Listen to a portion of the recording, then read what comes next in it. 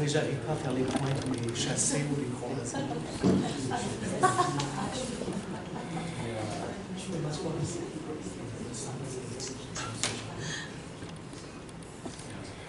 Monsieur. I know you will see me. 3 minutes. I already hit record, so yeah. All right, thank you.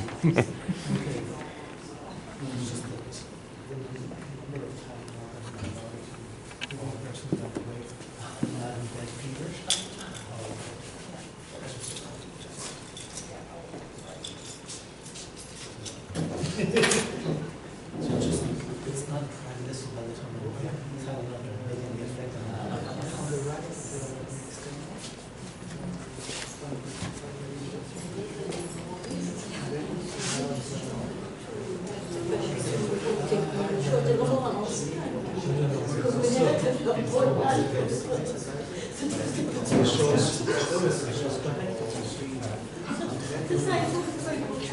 Oui, c'était...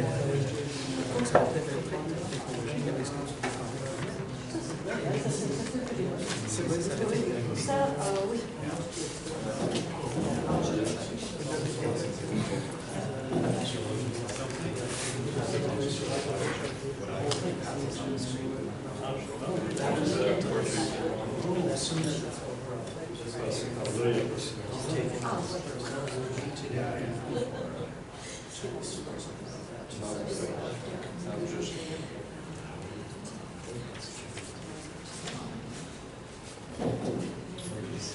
You're coming to see what's going to happen to you in a few years.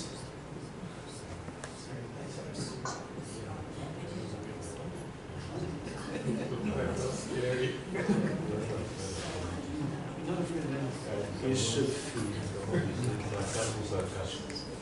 Oui, mais est-ce que ça passe?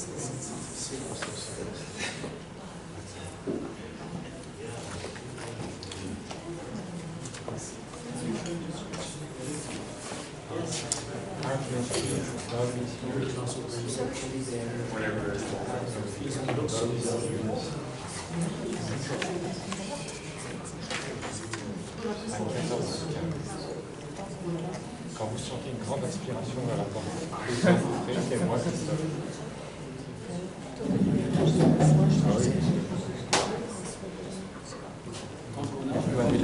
Je vais le rechercher. C'est vous qui enseignez. Vous avez plus d'enseignants.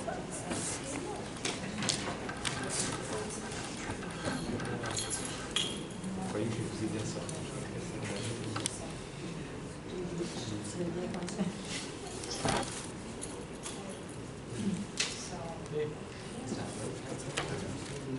Oh.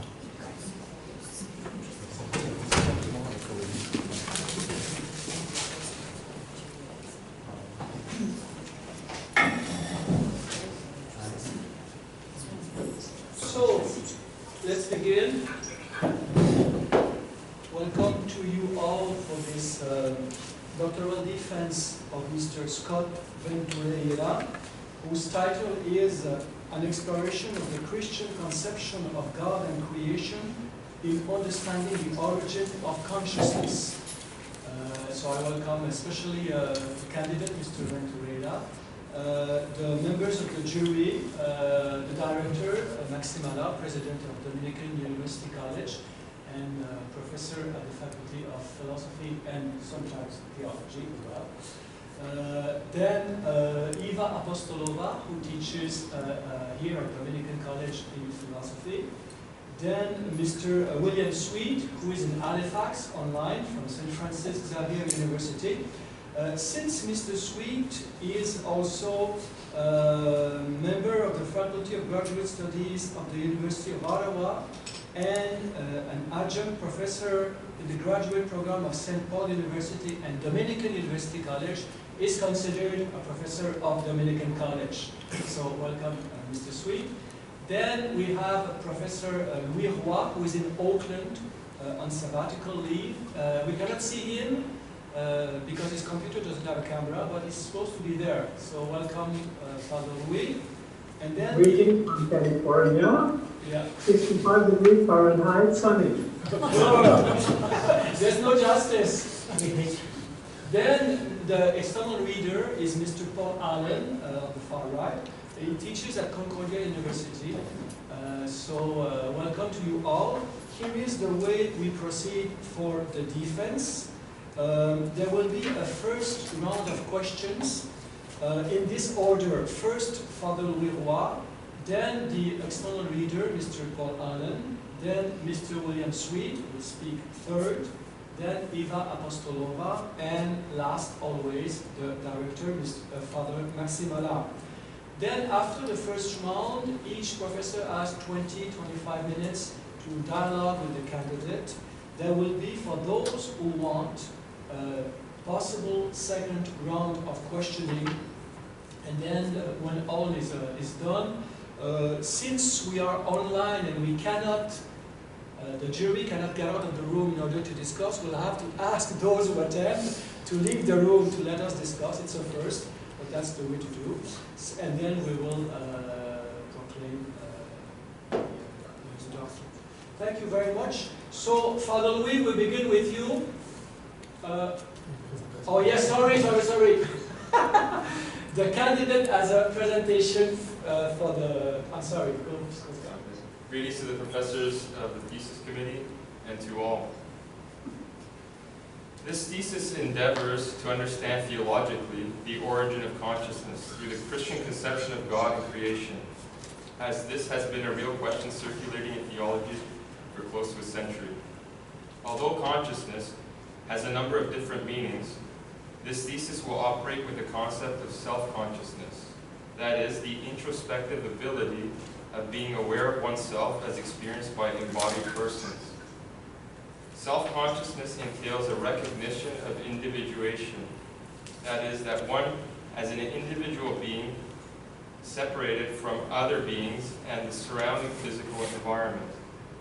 Other understandings of consciousness, such as intentionality and phenomenal experience, are also important, as they are not so neatly disentangled from introspection nor from one another. Intentionality refers to particular mental states, including thoughts, beliefs, desires, and hopes, which are aimed at some object or state of affairs. Phenomenal experience involves what is known as qualia, which is understood as phenomenal properties of experience, such as a specific sort of intrinsically characterized mental state, including seeing red, having a sour taste, smelling roses, and feeling a pain. The origin of self-consciousness pertains to its arrival throughout cosmic evolution, since embodied human persons with self-consciousness did not always exist. The science of consciousness is a developing enterprise, but it is still in its speculative stages, since consciousness is not observable through conventional, scientific, empirical means. The broad argumentation of this thesis is two-pronged. The first prong pertains to a methodological claim, namely that theology can make a fruitful contribution to the sciences in understanding the origin of consciousness. This will be examined through the approach of the physicist and theologian Robert Russell, whose novel method to the science-theology discourse, creative mutual interaction, allows for a bidirectional interaction between the two disciplines. CMY involves 8 pathways, 5 from science to theology, and 3 pathways from theology to science. Please see your handout. All the pathways have been examined throughout the thesis, but for this presentation I focus on the latter 3. The second prong involves a series of argumentation in support of the Christian conception of God and creation as providing a robust explanation for the origin of consciousness. This will involve arguments in natural theology, philosophical theology, and systematic theology.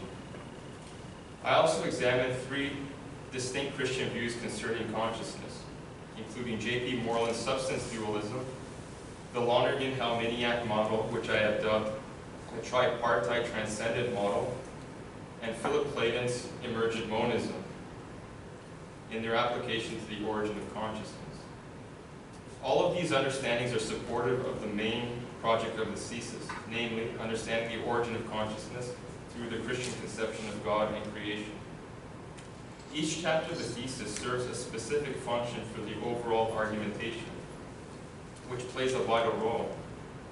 The general structure of this thesis involves situating Russell's CMI, examining the role of philosophy in the science-theology dialogue, exploring the different views on creation and evolution, taking Teilhard de Chardin's scientific theology as a test case for the thesis on the subjects of God, creation, evolution, complexity, and consciousness, and choosing to apply Russell's CMI to the Christian conception of God and creation in understanding the origin of consciousness, something that had not been done yet. It is worth noting that the second prong is embedded with the pathways and guidelines of the first prong of the thesis. I see the two prongs of the thesis mutually informing one another. This is precisely where philosophy plays a vital role in mediating between both science and theology, and also deeply interconnecting the two great disciplines. Through Russell's CMI and my use of it, there is a synergy between science, philosophy, and theology, strongly bonding the three disciplines together. The second prong is also intimately linked to the arguments in natural theology, philosophical theology, and systematic theology. All of these arguments help form a basis for providing the background information for the possibility of the origination of consciousness. That is, it sets up a universe not only allowing for the possibility of the origin of consciousness, but one with a high likelihood, since we start with mind or consciousness, not matter or metaphysical nothingness alone. The arrival of consciousness is impossible without mind in the first place. If all there is matter somehow self-assembling itself through the laws of physics and chemistry into more and more larger segments of complex matter, the question of the process of how consciousness emerges in the absence of a source consciousness is troubling. Naturalistic emergence merely asserts that complex forms of matter give rise to something fundamentally different, but a detailed, cogent, and plausible explanation is never truly provided. The only viable alternative possibility, aside from a world where consciousness results from God, would be panpsychism, whereby consciousness is a fundamental property of matter. But this reveals some difficulties. First, it's still very well possible that God could be the cause of matter to be conscious, as Teilhard de Chardin's law of complexity and consciousness affirms. However, the connection between consciousness and matter is contingent. It is not at all obvious that it is a necessary connection.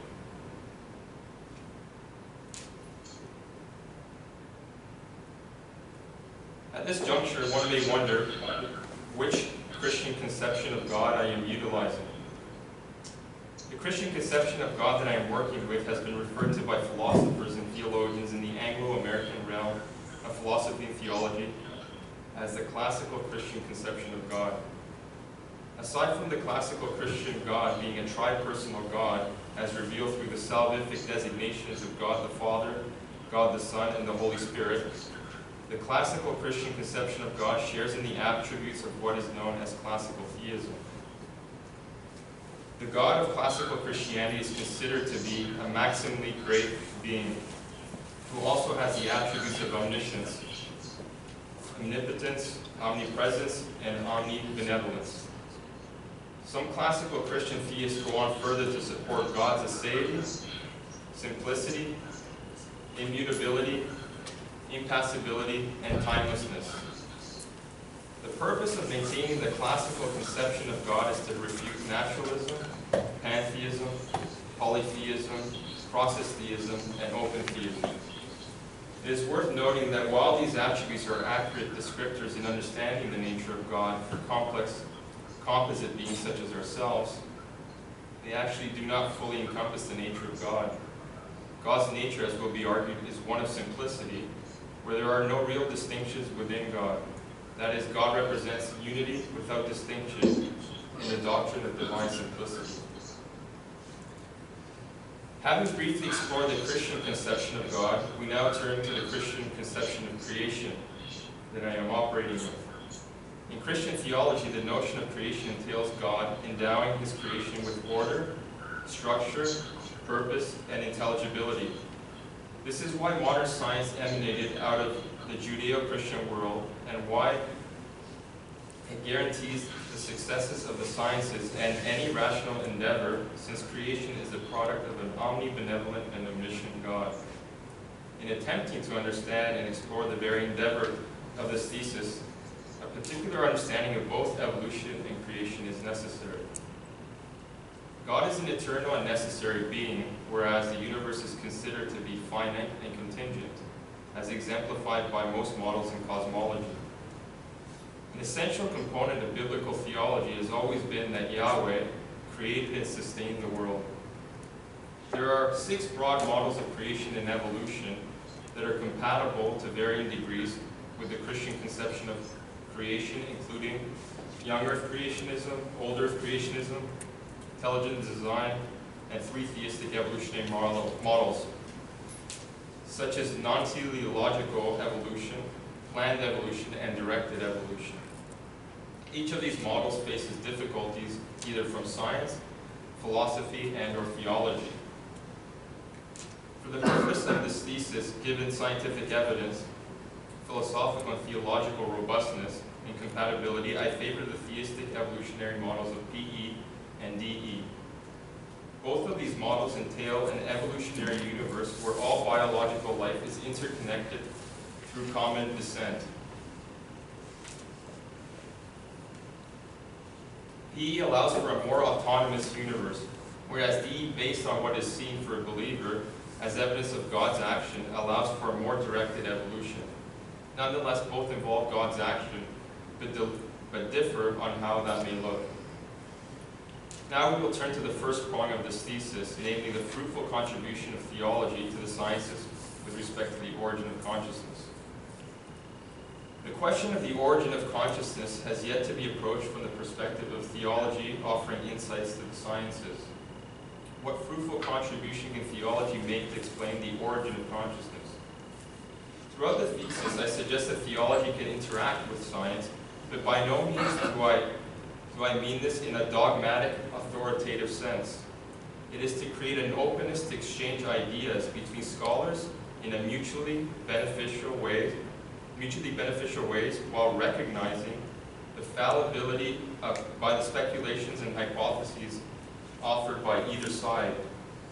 Nonetheless, it is the aim of the thesis to propose that the Christian conception of God and creation will aid in understanding the origin of consciousness. This thesis seeks to penetrate the resistance of the natural sciences, since the natural sciences have reached difficulties in explaining certain phenomena, including the origin of information and consciousness. This is where theology can make a significant contribution in providing potential guidelines to overcome this impasse.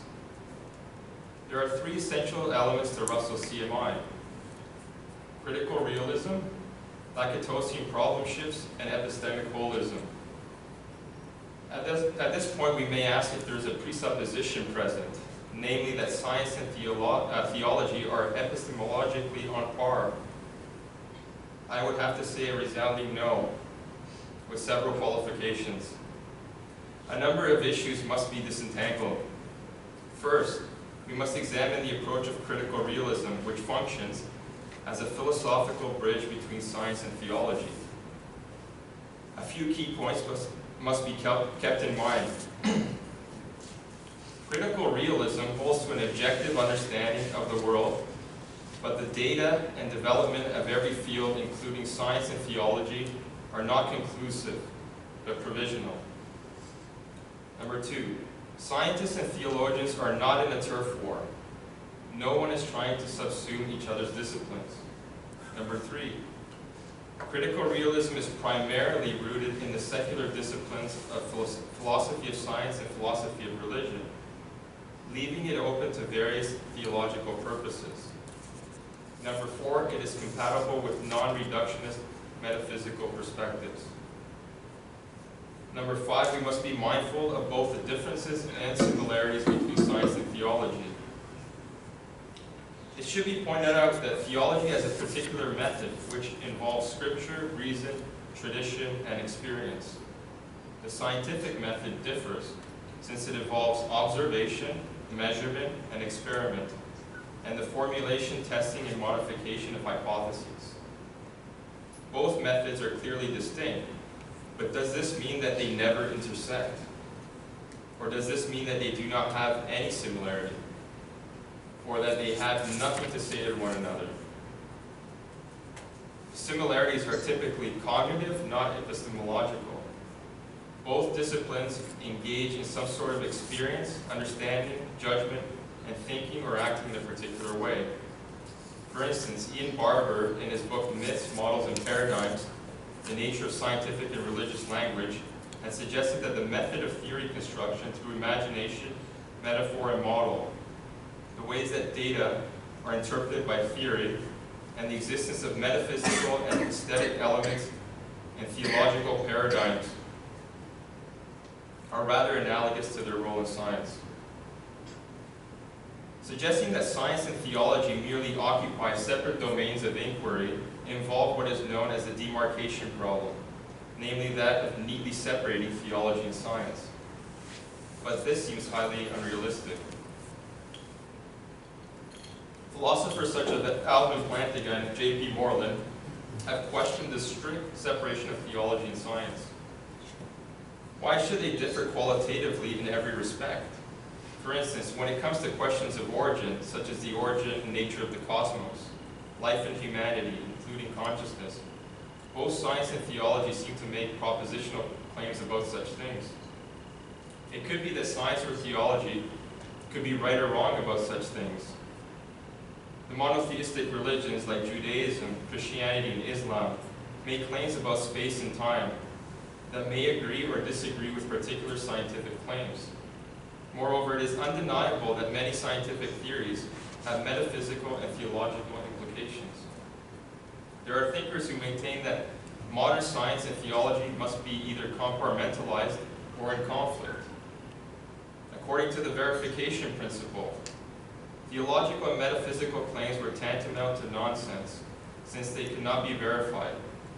Interestingly, Ayer's verification principle made the claim that a sentence is only meaningful if the proposition being expressed within it could be verified empirically. Unfortunately, such a criterion was realized to be incoherent, since by its own criterion could not be verified. Moreover, another claim collapsed, namely that theology and metaphysics make reference to unobservable entities, whereas verificationism referred to only observable entities. However, this was inconsistent with many of the scientific theories, which regularly make reference to unverifiable and unobservable entities such as forces, fields, atoms, quarks, and universal laws. Much more can be said on the various approaches which attempt to segregate theology and science, whether from a secular or religious perspective. The CMI purposely avoids such pitfalls. Second is Emer Lakatos's notion of problem shift. A problem shift is something that occurs within a research program, which itself comprises a sequence of theories within a domain of scientific inquiry, where one theory succeeds another within a research program. Thus, a theory must minimize anomalies and attempt to maximize predictions and provide a great explanatory scope for novel facts. Lakatos suggested that science goes beyond the verification and falsification of isolated hypotheses. Science instead, in its entirety, is a research program that comprises a number of assumptions and hypotheses. A scientific research program at its core is a method of problem solving on how to collect and interpret data. It also is used to provide warrant and sometimes modify certain hypotheses. The third essential component of the CMI is the notion of epistemic holism. Epistemic holism can be illustrated through envisioning the disciplines of physics as being on the lower level of the epistemic holistic hierarchy, and thus would place constraints on disciplines which are on higher levels such as biology, psychology, and theology. The idea is that, for instance, biology depends on physics, since if adequate biological theories are to be formulated, they cannot contradict well-established physics, such as quantum mechanics or relativity. Yet the upper levels are emergent, meaning that they are dependent on the lower levels but not reducible to them.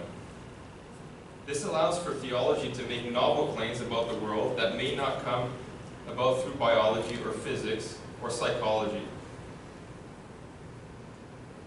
For instance, it also safeguards science from the normative claims made by theology, so that they do not radically impose themselves into scientific theories acting as incontrovertible data.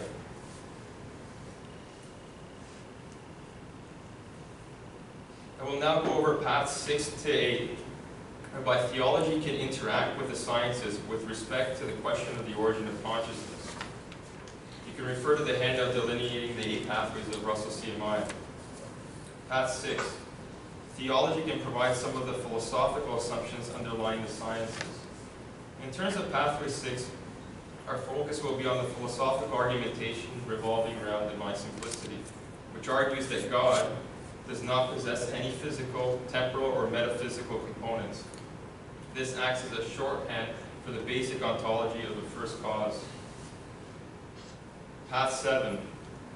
Theological theories can act as a source of inspiration or motivation for new scientific theories.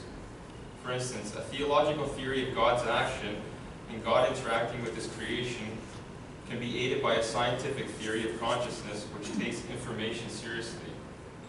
This would leave the door open to research into quantum mechanics and Dembski's informationally porous universe and his Trinitarian mode of creation, along the discernment of the information necessary to explain the origin of consciousness.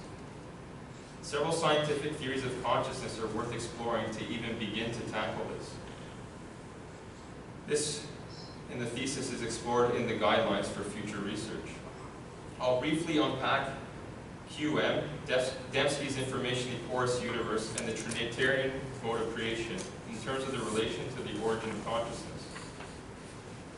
The type of intervention or action does not necessarily need to be a crude injunction with respect to the advent of embodied human self-consciousness, but it could be more subtle as God acting through quantum mechanics and chaos, or through a universe that is informationally porous, whereby God imparts information from outside of the universe without violation of any physical law.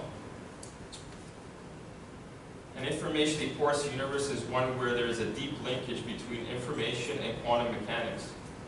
Non-deterministic models of the universe through quantum mechanics, as Dembski observes, provides the possibility for divine action to impart information into matter without disrupting ordinary physical causality. Thus, we can have God interacting with the physical universe through informational structures that may require a material medium but transcends it, while not interrupting the regularity of nature. The Trinitarian mode of creation, in a nutshell, associates God the Father as the information source, God the Son as representative of the image of the message, through Jesus, who is the incarnation of the divine Logos. And the transmitter represents God the Holy Spirit taking the message and empowering it. From there, the message is to be transmitted to its receiver and destination by a component known as the signal, which entails the divine energy, which represents God's activity in creation. From the perspective of biblical theology, it is God the Father who initiates and is the originator of creation. He is the one who is the transcendent cause to the universe, the laws of physics, and the propensity for evolution. Through informational processes, through the Word, the message, God the Son, playing a fundamental role within information, processing units of life, and the origin of consciousness, while the Holy Spirit is intimately transmitting and is involved in the breath and sustaining of life and consciousness.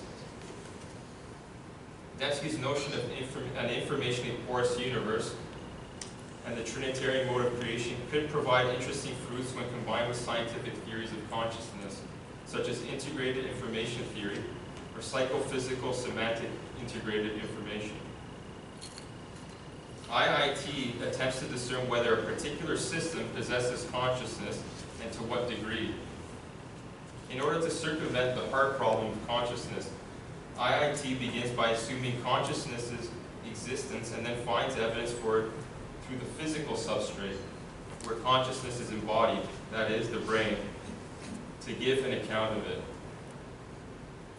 One of the main assumptions regarding IIT lies in asserting that conscious experience can be fully explained by the physical system to which it is embedded, whereby the properties of the experience constrain the properties of the material system. Starting from subjective data, subjective state leaves a number of variables unknown, such as how accurate is their description of their experience and how do we know they are telling the truth. Of course, there are tests for consistency, but to enter into the mind of another is a completely different issue which we do not have direct access to. The interesting claim of psychophysical semantic information integration is that it deals with semantic information as opposed to syntactic information.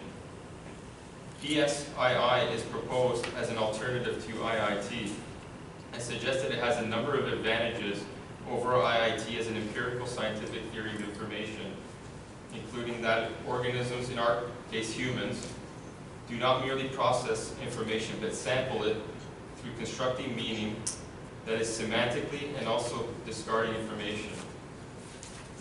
Yet as intriguing and promising PSII may sound, on the surface we must await for further empirical evidence. IIT has amassed empirically observable evidence of measuring informational content of brain states and commences from a phenomenal understanding of consciousness in order to avoid the hard problem of consciousness. IIT has gathered widespread attention from philosophers, cognitive and neuroscientists, alongside computational biologists. It remains to be seen if PSII can provide a better heuristic as a scientific theory of consciousness while being capable of measuring and discerning the level of complexity of something like the origin of consciousness.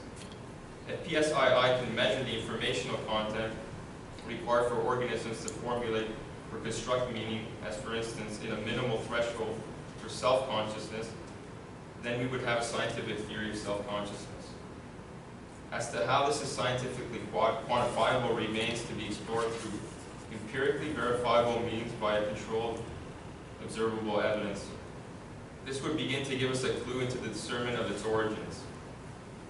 Path 8, theological theories can lead to selection rules within the criteria for choosing scientific theories.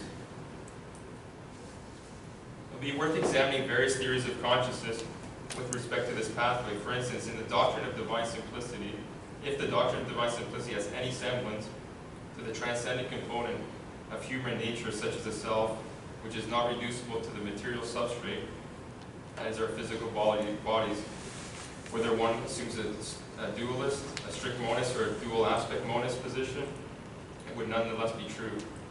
As Russell states, if, open quote, if one considers a theological theory as true, then one can delineate what conditions must obtain with science, in the case of neuroscience or cognitive science, for the possibility of things being true. These conditions in turn can serve as motivations for an individual or a research scientist or a group of colleagues to choose to pursue a particular scientific theory, close quote. In this thesis, this is further developed by affirming an apophatic understanding of God through the implications and derivations of what is known as the Kalam cosmological argument, which is one of the arguments from natural theology, as it serves well to argue for the finitude of the past, while being corroborated by the standard Big Bang model, the second law of thermodynamics, and a series of renewed philosophical arguments. It will be important to search for a theory that takes seriously, or at least is open at the interpretational level, to accommodate the transcendent component of the human person, whether or not it is separate from the human person, dualist monist, or dual aspect monism. The arguments from natural theology, philosophical theology, and systematic theology are meant to build the ground for this thesis, namely understanding the origin of consciousness. These also offer argumentative support to the theological research programs which are meant to interact with scientific research programs. The arguments in natural theology include the Kalam cosmological argument, the fine-tuning of the laws of physics and biology, and the origin of life with respect to functional information. The arguments of philosophical theology, further delineating the Christian conception of God, is known as God's simplicity. In the domain of systematic theology, I expound an argument for the image likeness of God, moral consciousness, and the Trinitarian mode of creation, as understood biblically by Jürgen Moltmann and scientifically and philosophically by Bill Dembski. The Christian conception of God and creation provides a robust explanation for why self-consciousness exists, but to explain precisely by what process is a difficult and quintessential question of the science-theology dialogue with respect to its origin. It is my hope that this thesis will inspire more research into the origin of consciousness through the use of the Christian conception of God and creation. A multidisciplinary approach is vital for such an endeavor. Nonetheless, first, Christian theology indeed has something to say to the sciences when it comes to the origin of consciousness. And second, we can conclude that the origin of consciousness, based on all the arguments presented, affirms the Christian conception of God and creation. Thank you.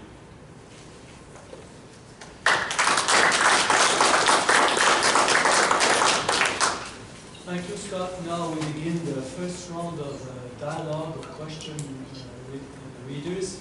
The first one is Father Louis Roy. Louis, Sue. Thank you. Good afternoon, Scott. Good afternoon, Professor Roy. Your doctoral dissertation has impressed me first for two reasons. First, the wealth of information. You have read a lot and you use it very helpfully. Secondly, the status questionis, mainly the set of questions that you pursue in your dissertation. Gave me the opportunity to go back to Théâtre de Jardin and to Philip Clayton, whose views I discussed with Father Maxime a year ago. The other authors I knew except Robert John Russell. I'm very grateful for that. You cover this scientist and also theologian.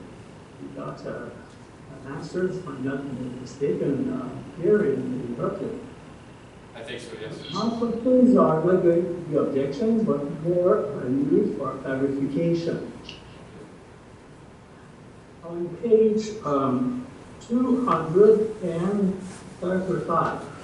235? 235. Yes. In chapter 5. 235. You raise one of those stimulating questions. In fact, it's a set of questions. Paragraph 2. Allow me to read 6 lines and then you discuss the answer that you provide. Even more questions arise. What was the cause of the profound change from new consciousness to self-consciousness in evolution, I guess? This is something the science of consciousness or natural science in general cannot answer. This would require a robust philosophical and/or theological program as is being carried out throughout this thesis. Are natural processes sufficient to account for singular events such as the functional information necessary to build a self-heating system or integrated information necessary for self-consciousness? Then you proceed to give an answer which takes account of the universe indeterminacy. So that gives rise for me to the question, how can philosophy and theology on the one hand, and the neuroscientists on the other hand, how can the first group, philosophers and theologians, help the neuroscientists in this respect? Okay, thank you for the insightful question. So with Russell's program, it's bidirectional. So there's 5 pathways that science influences theology, and there's 3 pathways for theology to influence science. And as I stated in the introduction, it's not a turf war, and nobody's trying to subsume one another. But what Russell's program does is that it can provide, for instance, in Path 6, perhaps a philosophical assumption about reality. For instance, I use the concept of divine simplicity, as this concept can be useful, could be heuristic, be useful to to understand part of the similarity, the synonymity between humanity and this conception of God in philosophical theology. So this can aid for maybe providing a guide to research. The other thing is there's also path 8, which I find is an intriguing path for Russell that can meet the selection criteria to discriminate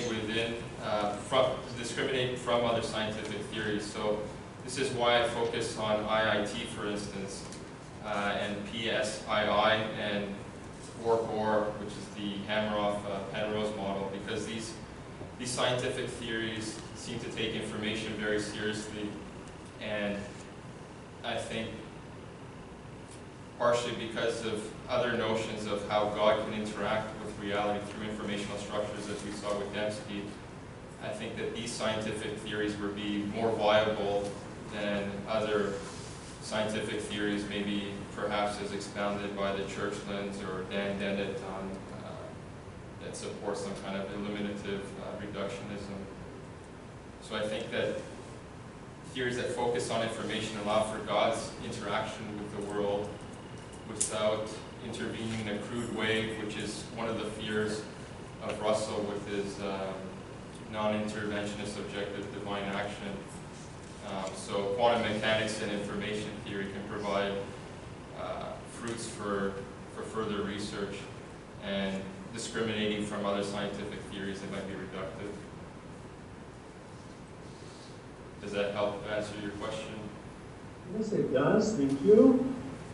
More particularly, I've been intrigued by how can neuroscience help philosophy and theology to move from human self-consciousness to the existence of God. The transition, for me, is a bit hazy.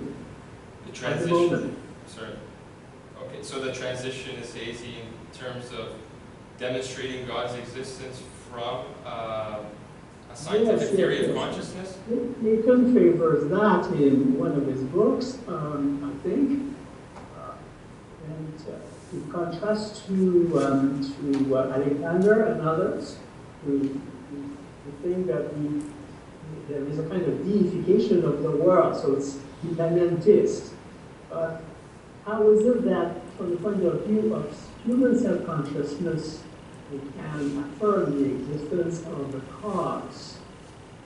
Okay, so this is the purpose of my chapters 6 and 7. The chapter 7, the arguments in systematic theology, piggyback on the arguments from natural theology. So I think, from my own estimation, the Kalam cosmological argument is quite persuasive because it provides, in terms of delineating a first cause, it provides two scientific reasons. The expansion of the universe is exemplified by Big Bang cosmology, and the second line of scientific reasoning is the second law of thermodynamics, which suggests that the universe began to exist. And then there's about 2 or 3 different arguments arguing that that infinities applied to the past lead to certain types of absurdities. So there's also philosophical support for a first cause in terms of the cosmological argument, and this is also supported by the best science that we have today. So in terms of, you have a first cause with the Kalam, and then you have the fine-tuning of the universe, where all the laws of physics and the initial conditions are calibrated to such a precise degree where evolution would be impossible without these precise calibrations. And you also have biological fine-tuning. An example would be the viscosity of water and blood that can circulate through organisms, the flatness of a cell, the flatness shape of a cell.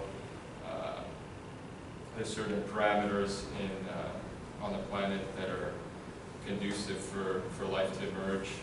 There's also all the stumbling blocks for naturalistic theories of the origin of life, where it seems as Stephen Meyer argues, that the best explanation leads to some sort of intelligence originating the first self-replicating system based on what we do know, not ignorance, based on what we know about informational structures.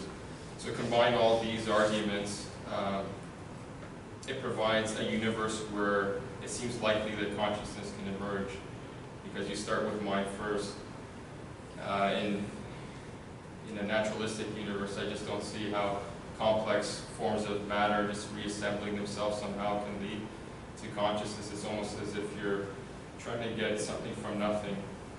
So that's why there's great difficulty for a quote-unquote science of consciousness, but the science of consciousness that is being proposed is not a reductive type of science of consciousness, as most of the participants in the yearly conference of science of consciousness would agree to, except for the eliminativists.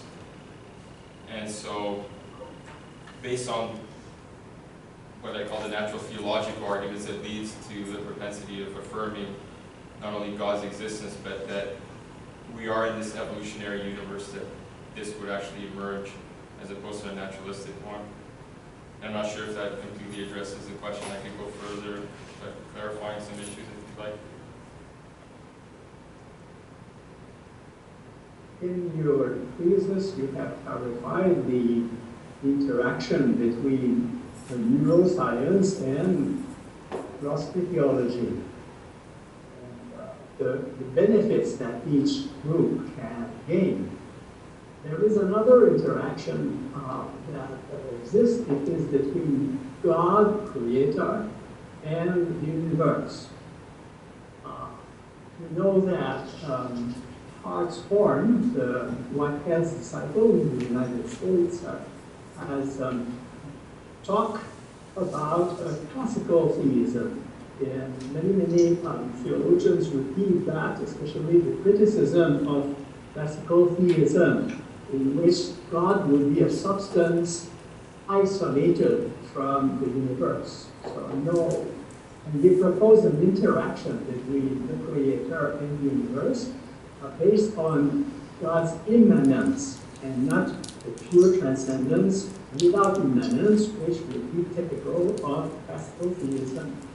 My problem is that, is there a difference between this interpretation of theism, so-called classical theism, and what actually Thomas Aquinas thinks about the relations between the Creator and the created world?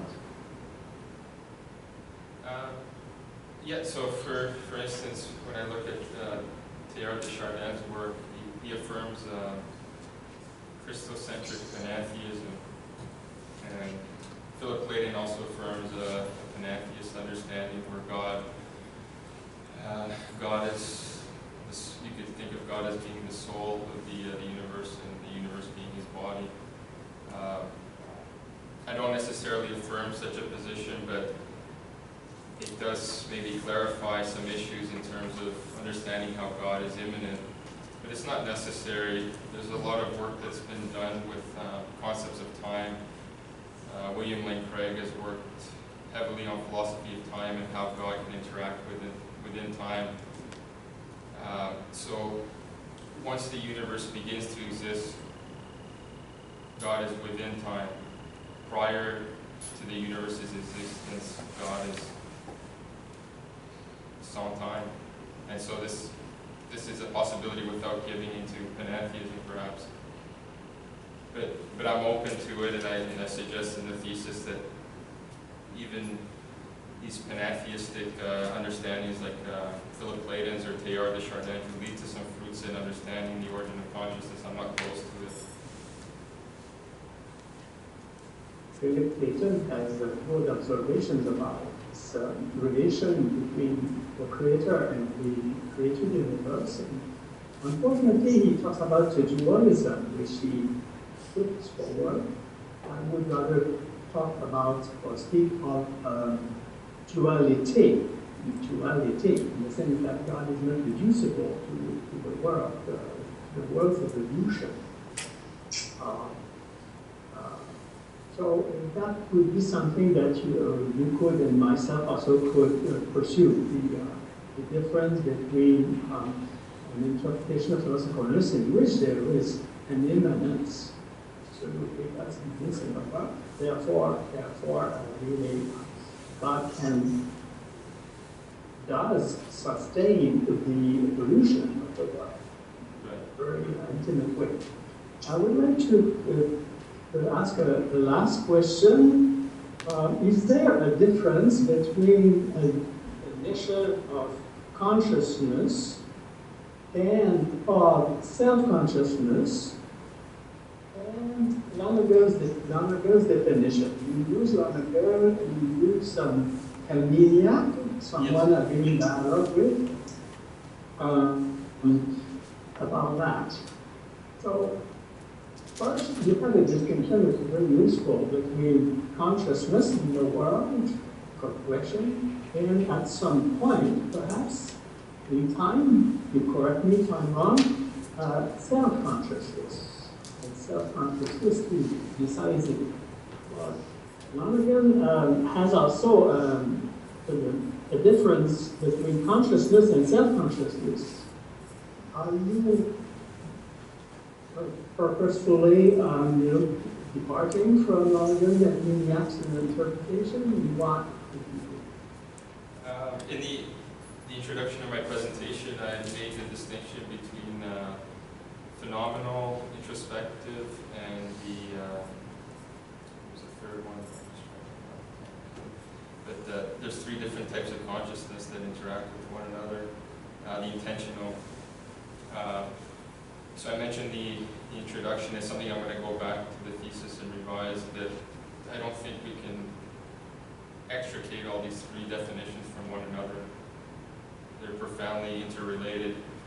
And then the other issue with respect to Helminiak and Lonergan is that Helminiak and Lonergan do not use precisely the same definitions of self-consciousness and awareness. And I try to clarify that with a quote from you on page 307. I am distinguishing consciousness in, and self-awareness as consciousness of consciousness in a way a bit more precise than Lonergan. In fact, he uses the terms equivalently, although his preferred one is consciousness, but he would entirely agree, I think, with my usage of self-awareness as indicating a stage beyond mere consciousness, namely the stage wherein consciousness of mere consciousness begins to emerge.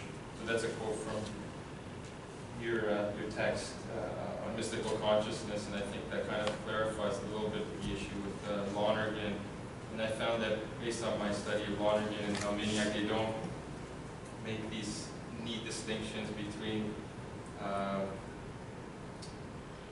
these more scientific understandings of consciousness, such as the concept of qualia and how it interacts with not only the introspection, but also with the intentional aspect. And that's something that I want to clarify before I finish writing this thesis. I thank you very much, Scott. Thank you, Professor Wall. Thank you, Louis. We now turn to the second reader, the external reader, Mr. Paul Allen from Concordia University. Thank you very much for that. So Scott, thank you very much for your thesis. It was very enjoyable to read. I got a lot out of it. In particular, and just to note, in very general terms, at the outset of my questions to you, that I think that there is some very creative and original insights that you have included here in your thesis concerning Bob Russell and others' use of or deployment of what they call creative mutual interaction between science and theology. And I think, as I said, I think that's a fairly original interpretation of CMI that I have not seen elsewhere, at least not to the detail that you've laid it out. I also greatly appreciated your development on trying to interpret Théâtre Chardin, who is inherently difficult to interpret, And I was looking for and did find the secondary literature that you engaged with very, very useful. In particular, David Grumman's work kind of stands out, but in any case. And then thirdly, I found intriguing and perhaps somewhat less convincing, but nevertheless important, is your use of information theory and your rather, well, your creative and rather differentiated use of information theory, which I'll address, I think, in one of my questions. So there were other things that I noted that I learned from, but I'm going to set those aside and just address some questions to you, if I may. So my first one, and it comes from a position, I'll be very explicit about this, of slight skepticism on my part concerning Russell's creative mutual interaction theory. And so my skepticism, if I can term it that, concerns, I guess, the lack of an explicit philosophical position for an understanding of the God-world relationship, if such a thing does exist.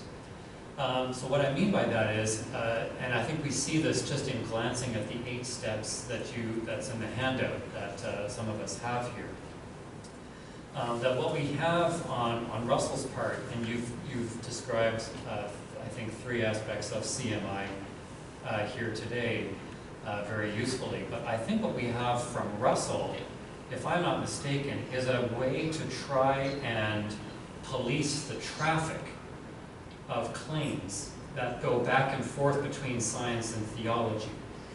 My problem is that it leaves there's an insufficient room for philosophy in doing that monitoring or policing work. I note that in Pathway 4, there's a reference to philosophy of nature, and in Pathway 6, theology introduces philosophical assumptions. I guess my question to you is, given that Russell himself is not all that interested in philosophy, with the exception of his use of Imre Lakatos's research program, epistemology, but that's a pretty limited, use of philosophy. So I guess my concern is that Russell's CMI cannot bear the weight, the philosophical weight, of so many of the questions that the theology-science dialogue introduces. I'm just wondering if you have any reaction to that. Right. For me, choosing the CMI, I worked on it on my master's, as you know. My goal was, in a sense, to try to extend this dialogue further with my proposed guidelines. And I agree with you that Russell doesn't tend to focus that heavily on philosophy, and he does use Imre Lakatos, and that's probably because of Nancy Pearcey's influence in her second doctorate in theology. Nancy Murphy. Sorry, Nancy Murphy. Big difference. Yeah, big difference, you're right. Nancy Murphy. So her development of Lakatos methodology within theological research programs. I've tried to incorporate more philosophy with the natural theological arguments, and I've also tried to pinpoint some difficulties with Neo-Da. They don't want to use the term intervention. It's a very dirty term in theology, right? But there's still intervention, whether it's at the quantum mechanics level, there's some kind of, call it interaction, action's a better term perhaps. But I tried to explore this a little bit more deeply with Alvin Plantinga's criticisms, and trying to look at how actually we can have an open universe where God interacts with the physical reality. And that's why I try to incorporate Dembski's notion of an information force universe and this Trinitarian mode of creation, which I can make another point as an aside, that it's not necessary to latch on to ID either by necessarily adhering to some of his ideas within information systems. They could be separate from ID. A lot of the ID proponents are actually highly critical of his use of quantum mechanics and information because they think it's too much of a hands-off type of God. and he actually argues sometimes that God could set up the whole universe as this matrix, and events could transpire through if-then statements, and leaves it quite open without direct hands-on type of intervention. So I think Dembski's use of information is quite useful for understanding God's action. And by incorporating that into the CMI, I think it gives some more philosophical robustness than just leaving it alone with Yoda, or I think you mentioned something about the only time that philosophy enters is when Russell is using quantum mechanics or certain theories in physics. But I try to incorporate much more philosophy than Russell has done in his work. And that could be legitimate criticism about the model itself, but right now I don't see that there's anything even close to a bi-directional influence to the degree that Russell's done based on the literature that I've examined. It's as if theologians and scientists want to stay away from theology interacting too much with the sciences and kind of neatly separating the two and falling into the trap of Noma, Stephen Jay Gould's non-overlapping magisterium, which manifests itself in many different ways. And then there's this issue of conflict as well, as I brought up with the error and verification principle. So I guess, just to follow up on, just on Russell before we get to intelligent design. I mean, if Bob Russell were sitting here, I would think he might say to you, well, actually, I'm rather explicit, Russell might say, about starting from the perspective of a theology of nature. Hence, he would say, I'm being explicitly theological rather than engaging in a natural theology. I'm not in favor of Russell's argument. I'm just pushing you a little bit to say, okay, we may have qualms about Nioda, about this maybe even obsession about ensuring that God is a non-intervening God. Nevertheless, Russell himself believes that he's starting from a quite explicit theological perspective.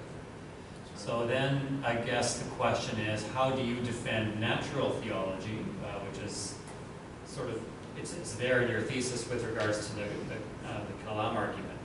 How do you defend natural theology, which is less theological than Bob Russell's theology of nature? You know what I'm saying? Well, it's because of the second prong that I'm trying to give a robust explanation for why consciousness even exists and why it originated in this particular universe, and I think you need to set it up with natural theology. I could start from just a theological presupposition without even giving evidence for why I believe that there's a first cause and all these other issues with the fine-tuning the origin of life, but I think it's more conducive to give a robust explanation using what I deem the best philosophy we have, the best science that we have to explain these sorts of phenomena. The other thing I would say is that Russell was inspired by Fred Hoyle with his atheology, and this is what led to the CMI. Part of the inspirations of the CMI was Fred Hoyle's backlash against Big Bang cosmology. He favored the steady state model, and he actually came up with it as a response to the Big Bang theory to circumvent the beginning of the universe. And Bob Russell said, Fred Hoyle was my hero for doing that. And he said, why can't theologians do this? And that was his motivation for the CMI. So already from there, without justification, Hoyle, based on his interpretation of the universe, he thought if it has a beginning, that implies God. Not everybody agrees with that. But then he proceeded to formulate a scientific theory. And so Russell sees that as not only an influence, but an inspiration. And he comes from the same perspective, from this Christian theological perspective. Yeah.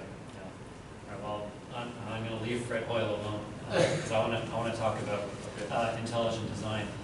I have a concern that intelligent design theorists are doing some work here in the thesis in a way that not sure it's so wise to depend upon them. So I'll give you one example.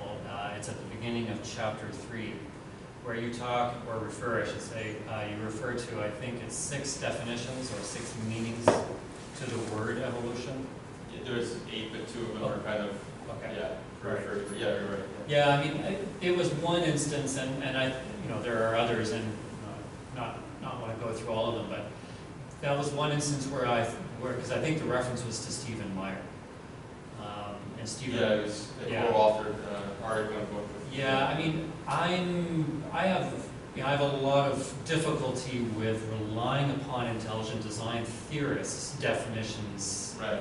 or typologies on evolution, because they have so much to gain and so much to lose on what those definitions imply. So, I guess that's a word of caution with regards to intelligent design. At least that's one specific instance.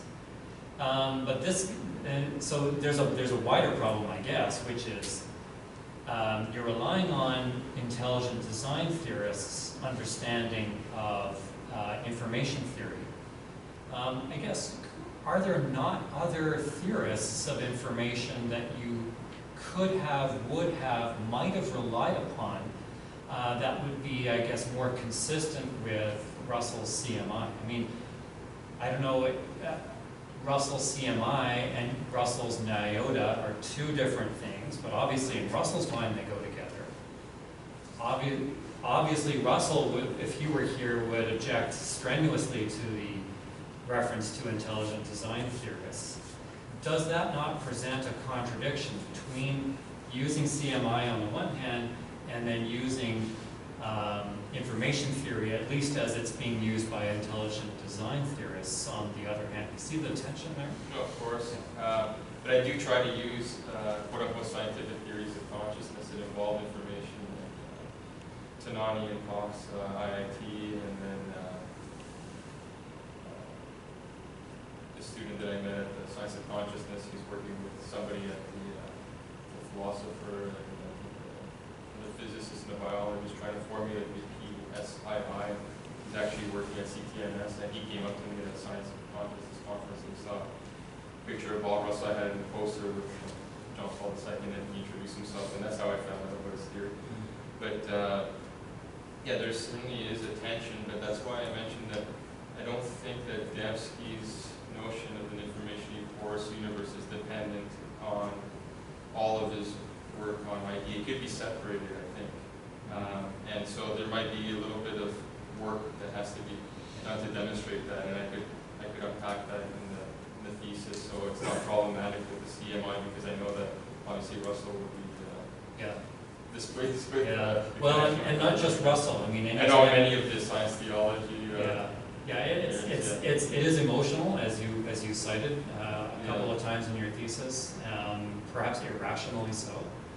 Grant that, but I think we do have to be. I mean, one of the things with intelligent design is their use of information theory is very much oriented towards showing specified complexity at the biological level. Now, I know that Dembski doesn't go there as much as others, like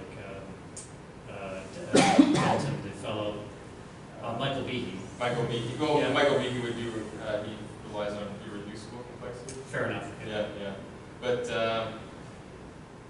yeah, no, I see your point that ideas, in a sense, they have, well, I think everybody has an agenda to a certain extent, but it's pretty glaring that they want to refute naturalism within the sciences. But there's a lot of ideology involved from both sides. And, Stephen Fuller, who's kind of an objective bystander, he said that ID is not necessarily anti-science, it's more anti-establishment in terms of the paradigms that are being adhered to right now, so naturalistic or methodological naturalism.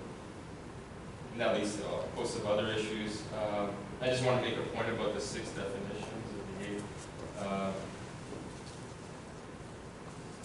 I don't agree that there's an incompatibility with Darwinism and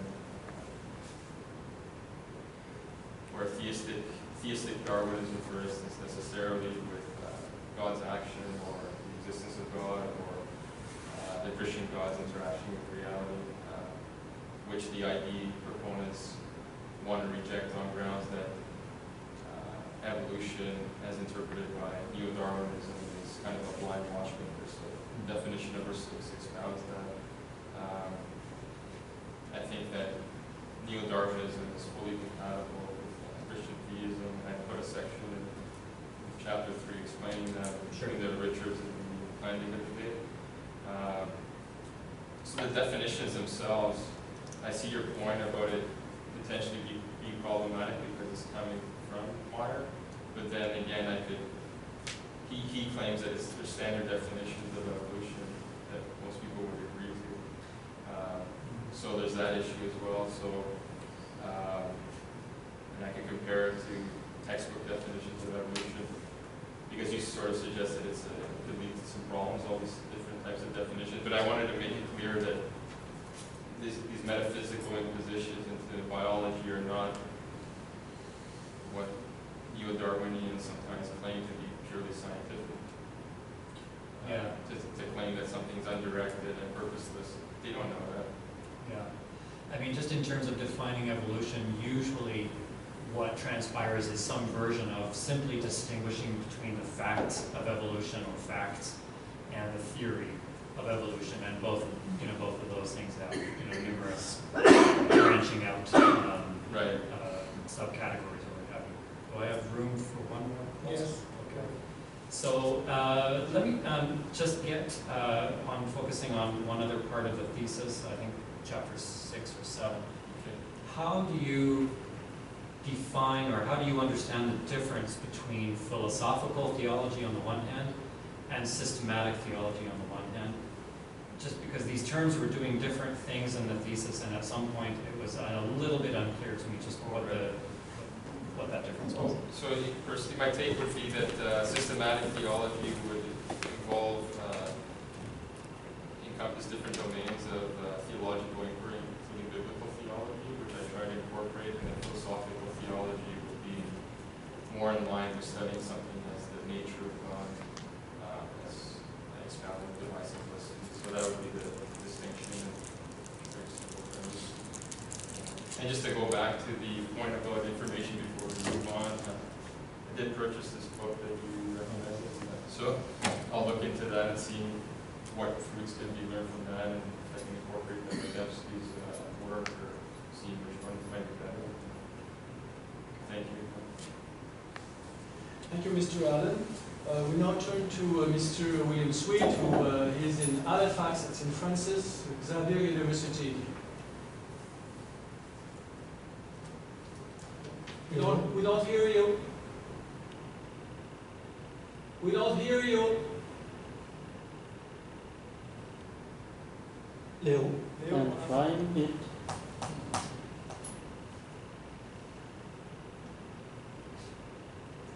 Can you hear me? Yes, now we hear you. Yes. Okay, great. Well, so I'm not in Halifax, I'm in Antigonish, but and I'm not even like Sarah Palin, I can't even see Halifax from here. So, but anyway,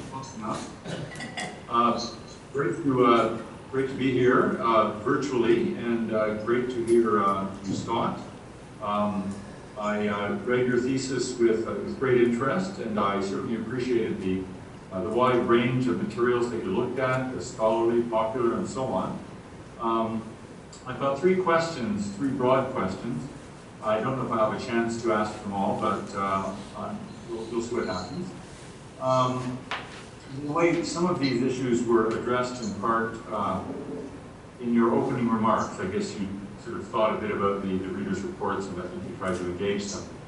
But I'm just going to push maybe some of those issues a little bit further.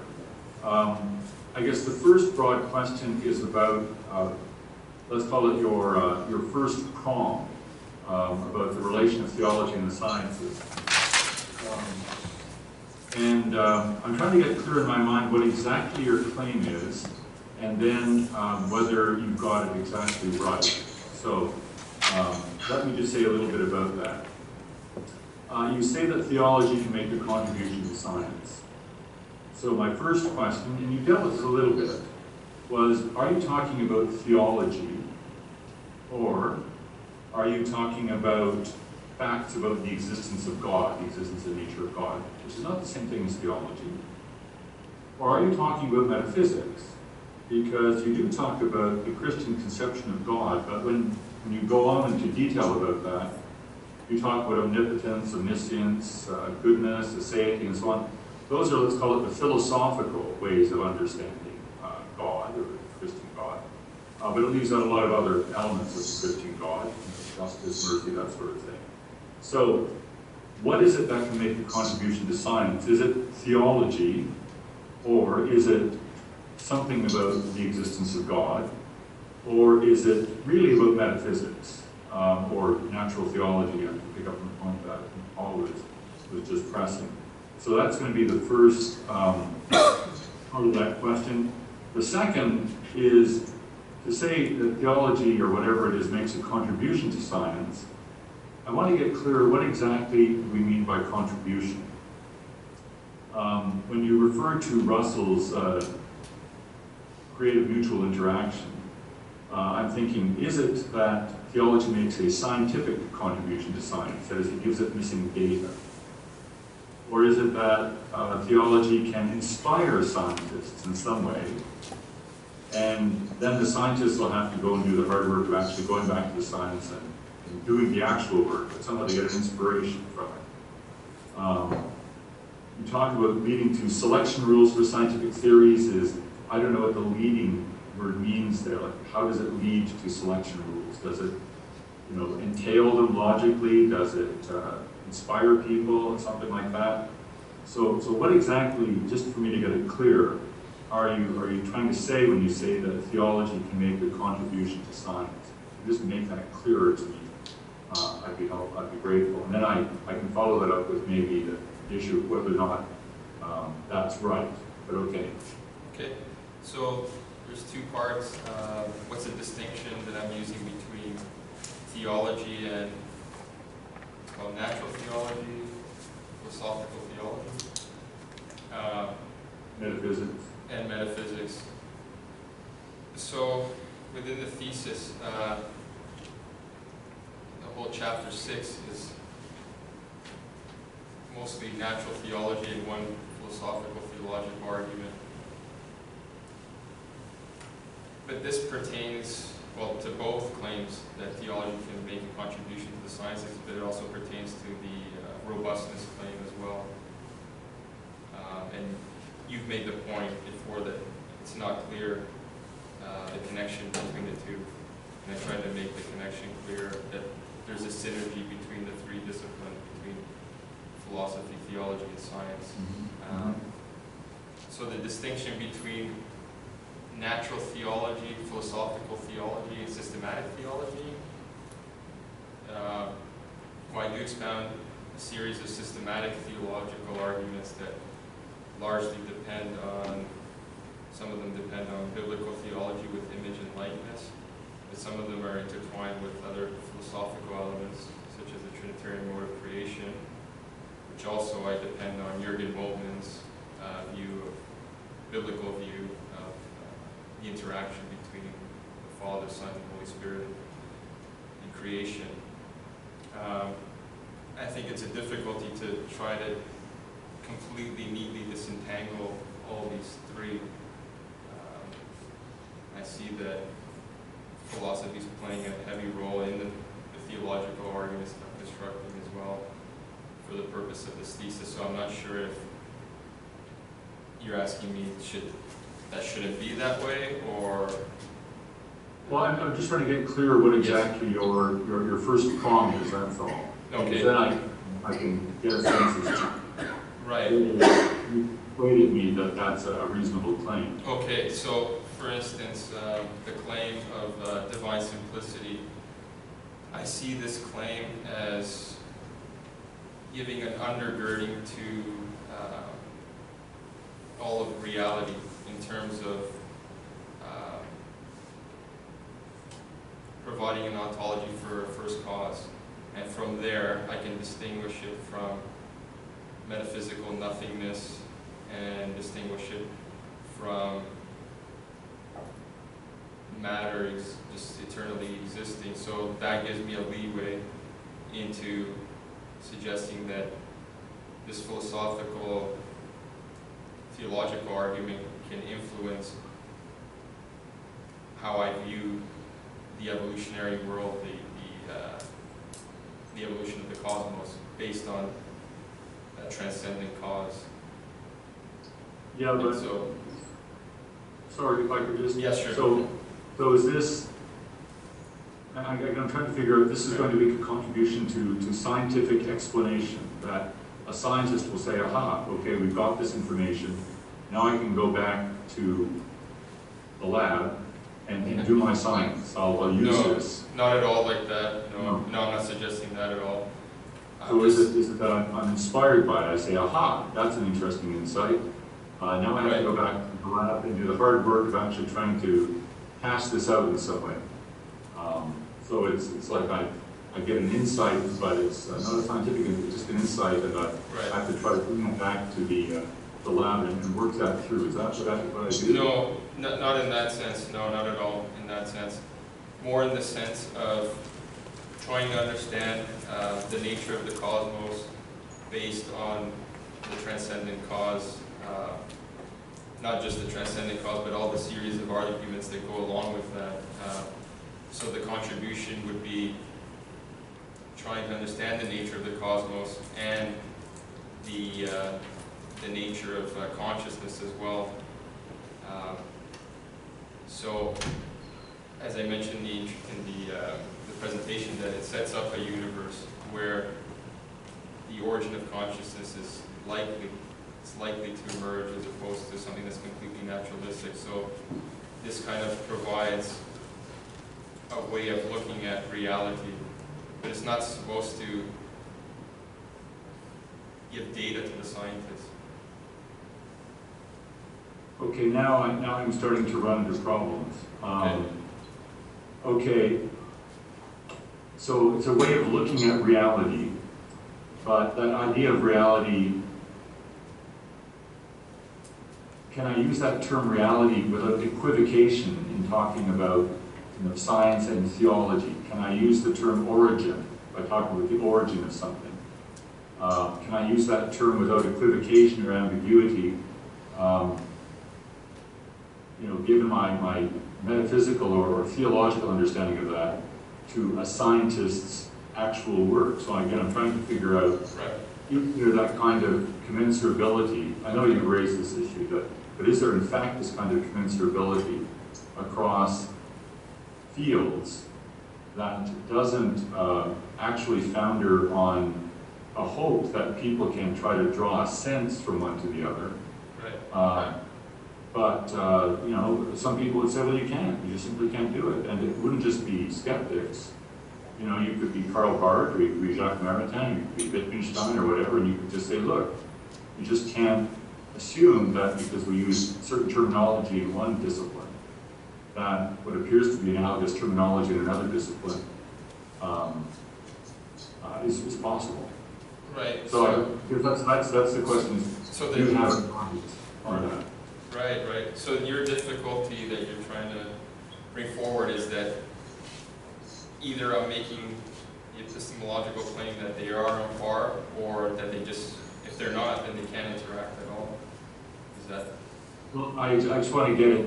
I just want to get it clear what your claim is. Is there some kind of like meta level that bridges science and theology, and maybe that's the role of philosophy is? Is that what you're claiming? Well, I think there is a deep interaction in terms of questions of origin. It seems obvious to ask the question. But what does the word interaction mean? I'm trying to get. Right. It just seems like sorry. So in the CMI, I talk about the pathways 6 to 8, and for instance, path 7, this is one that Russell's talked about at great length, that in the formulation of certain scientific theories, historically, with Einstein's theory of special relativity or Newtonian mechanics, there were theological presuppositions involved that had influenced the direction of the scientific theory. And there's also the example of that I mentioned earlier, Professor Allen, about Fred Hoyle's atheological presuppositions that influenced his science. And the reason that Hoyle is interesting is because from his interpretation of how quote-unquote reality or the cosmos should be, it should be eternal. That way it circumvents the finitude of the past and it circumvents the first cause. Whether that's right or wrong, that was his inspiration, and that the science follow from that inspiration.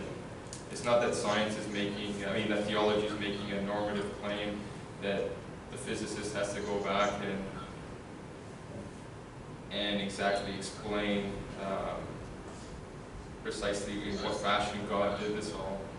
Not necessarily, not in terms of this pathway, at least in path 7, it's just explaining that there's something that can act as an inspiration, some theological, or it could be philosophical, theological and philosophical construct that acts as an inspiration to lead to more scientific inquiry or discovery. So it's not treading on the territory of science, and it's not trying to. I don't know if that helps clarify anything, or if you have more secondary questions. That's good. So I've got 2 other questions. Maybe I'll just have time for one for now anyway. Okay.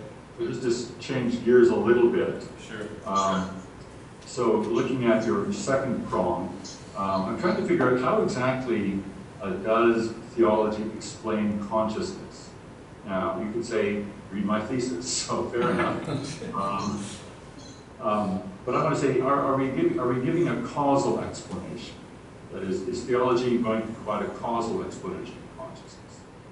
And at times, I think you sort of hint at that when you talk about this idea of synonymy, for example. But then what you do is you give us this promissory note, both at the end of the thesis and a little bit earlier, and you say, well, but really giving you the argument is beyond the scope of this thesis. So I ask myself, you promised me at the beginning of your talk today and in the thesis that the Christian conception of God and creation provides a robust explanation for the origin of consciousness. And I'm trying to figure out, okay, where am I going to find that robust explanation of consciousness? You've told me a lot about relations of theology and science. You've told me about natural theology. You've told me about, a lot of that. But when it comes to explaining consciousness, okay, explaining qualia, you mentioned qualia. When it comes to explaining qualia, how does theology explain qualia to me? Or to a scientist, for that matter? Okay. So now we're focusing on the second prong, Right. on providing a robust explanation for the origin of consciousness. And as I mentioned in the presentation, that you need a certain type of universe. Right? So the requirement is the finitude of the past, the first cause of the finitude of the past, the whole cosmos, a calibration of all the laws of physics that permits evolution to occur, the origin of life to emerge. So all these, they're cumulative steps, as I call it, CENTA, cumulative evolutionary natural theological argument. So all these steps are necessary to get to the origin of consciousness. And then I go on to focus on specific details through systematic theology with image and likeness of God and origin of moral consciousness, which piggyback on the previous arguments. So all I'm arguing is that you need to set up a certain type of universe where consciousness emerges. As I mentioned, complex matter interacting with more complex matter and chunks of matter over time is not going to get you consciousness. Yeah. And so it's a repudiation of that perspective, of a purely naturalistic perspective. As you mentioned in your report, that I dismiss the eliminativists, I guess the Churchlands and the Dennets, but I see if these arguments hold water, that is a complete refutation of naturalism, if they do hold water. Well, no, what they would do is they would provide an alternative explanation, right? They wouldn't provide a conclusive explanation. I mean, if fine-tuning is possible, you know, for example, if the fine-tuning arguments are reasonable, then that would give you a way of explaining consciousness. Let's say, okay, and I'll give you the benefit of that. It's a way of explaining it. But it doesn't refute naturalism. Right? I mean, you have to have other arguments that say that naturalism fails to do what it seeks to do. Right. Because the naturalists think they've got an argument, and you've got an argument. You know, the best you could hope for is not a robust explanation, but a kind of stalemate. You know, to make it a robust one, you have to show that naturalism fails, Right. and that your argument doesn't fail. So again, to say that theology explains consciousness, are you giving me a causal explanation? That is, if I want to find out how my consciousness or any consciousness came into existence, that this is the argument that explains it. And all I've got at this stage is not really an explanation, you know, like how consciousness comes into being, but what I've got an explanation that fine-tuning can explain certain sorts of things, and that requires the first cause, and you know, that sort of thing. Right. So I'm not really getting the details of an explanation. I'm getting a kind of, as you say, something that could be an explanation, but it's not actually giving me that explanation. Okay. I'm not being too, yeah, sorry. Sorry. Yeah. So to go back to the point that it sets up a particular universe, but it just doesn't stop there. If you're asking now, you're asking and that's why I said there's a synergy between philosophy, science, and theology. So I give you the natural theological arguments to set up a universe where there's a likelihood of consciousness to emerge or originate. But then I provide arguments from Dempsey's Trinitarian mode of creation and the information in porous universe and quantum mechanics that try to get at how this could possibly, by what process, somehow. And you could say maybe it's insufficient, perhaps it is, but it provides an inkling into that direction. So it's not at all completely accurate to say that there's no explanation at all. There is an attempt to give an explanation. Okay. Maybe if I could just ask one quick question. Sure. Well, thank you for that. No, that helps a lot. Maybe if I could just take a look at a couple of pages of your thesis, just to refer to them specifically. Sure. Page 100, 101, beginning of 102. Here you're talking about Neo-Darwinian theory and the Plantinga-Richards debate. Yes. Yeah. So on page 101, you say, I'll read it from the text here. Richard argues that definition 6 of evolution is incompatible with any meaningful interpretation of a theistic God. Okay. So in other words, he would say that there's a contradiction there, right? And you don't buy that, I gather. But you don't actually explain what his argument is for not buying that. Okay. So would you maybe just sort of try to give me a sense as to as to why he thinks that definition is incompatible and why you think his explanation is a bad one? Okay, so I can clarify something. So first, okay, so he disagrees with definition number 6 because it leads to the blind watchmaker synthesis for explaining biological complexity. So he disagrees with it because it would make God completely hands-off in the interaction within the universe, suggesting that it's through an undirected, purposeless means that biological complexity arises, and that's why he disagrees with it. I don't necessarily disagree with him on that. What I disagree with is that it's necessary to interpret Neo-Darwinism in this way. That's what I disagree with, and that the staunch Darwinists such as the Dennett and Dawkins and then the ID guys or the creationists have the same interpretation that Neo-Darwinism is in conflict with Christianity, and I don't see that. I take Michael Rousse's position. He's an agnostic, but he makes a good case for the compatibility of the two. And same with Alvin Plantinga, who debated Richards on this point, so I would side with Flanagan and Bruce on this one. You can see what that argument is, though, you know, because I know you mentioned that you're sympathetic to Plantinga, but Okay, follow the argument. Okay, so the argument is natural selection with the conjoint of random mutation lead to complexity, biological complexity arising from purposeless, undirected forces. The scientific theory of Neo-Darwinism says nothing about that, even though some would claim that there are metaphysical presuppositions within Darwinism already from the onset.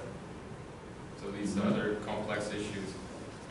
But if somebody such as Francisco Ayala would argue that no, there is no inherent incompatibility, and he explains the natural selection is just a mechanism, and same with random mutation, and that has nothing to say necessarily about God interaction or non-interaction, based just on his interpretation of the science.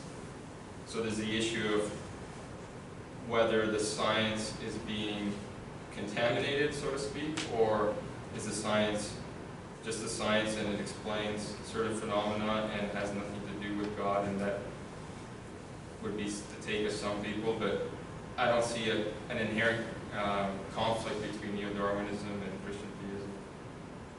Okay, so what you're saying is that if we're looking at this from the perspective of Darwinians, that it's not a question about not seeing purpose or not, because you don't see purpose. All you see that sort of change in development. And so the claim that there's no purpose is something that goes beyond the evidence, and that's why you would think that some Neo-Darwinians like Dennett and so on are wrong.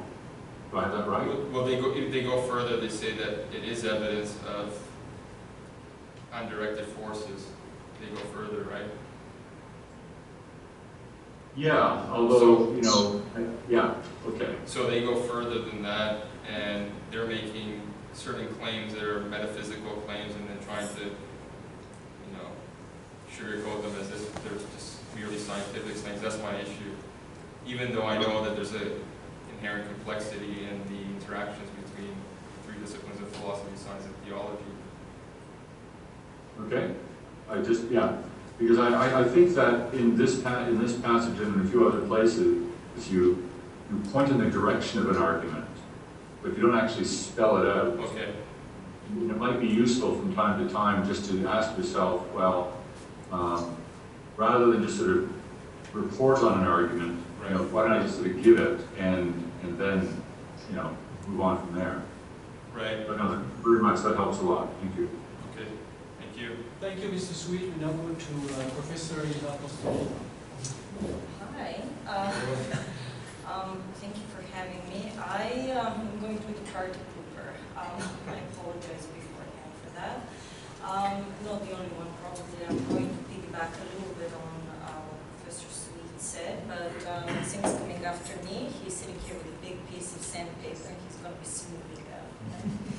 Okay. So I don't know whether I have a question or not. You've seen my report, so maybe I can just comment on it a little bit, right? I'm allowed to do that.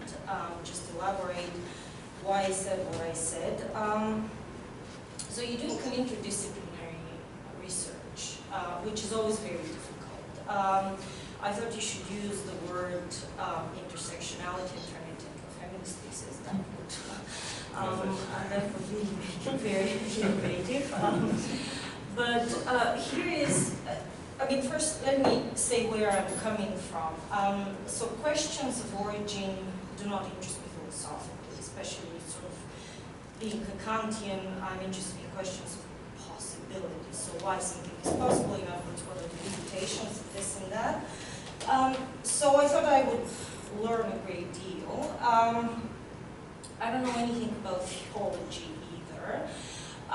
So some of the debates that you bring in and what Paul mentioned were a little bit lost on me. So I'm going to limit maybe my comments to that of an outsider a little bit, and then address some of the philosophical problems that I saw there. So I think that the work, the way that I had it in front of me, I have marked it up all over with comments. It seems to me that it really lacks focus. And again, that has nothing to do with your personal views, your beliefs and all that, but just as a piece of document. So I was really not sure what you were doing. And a few times you say, well, we can embark on that type of research. One would ask why. Well, why not?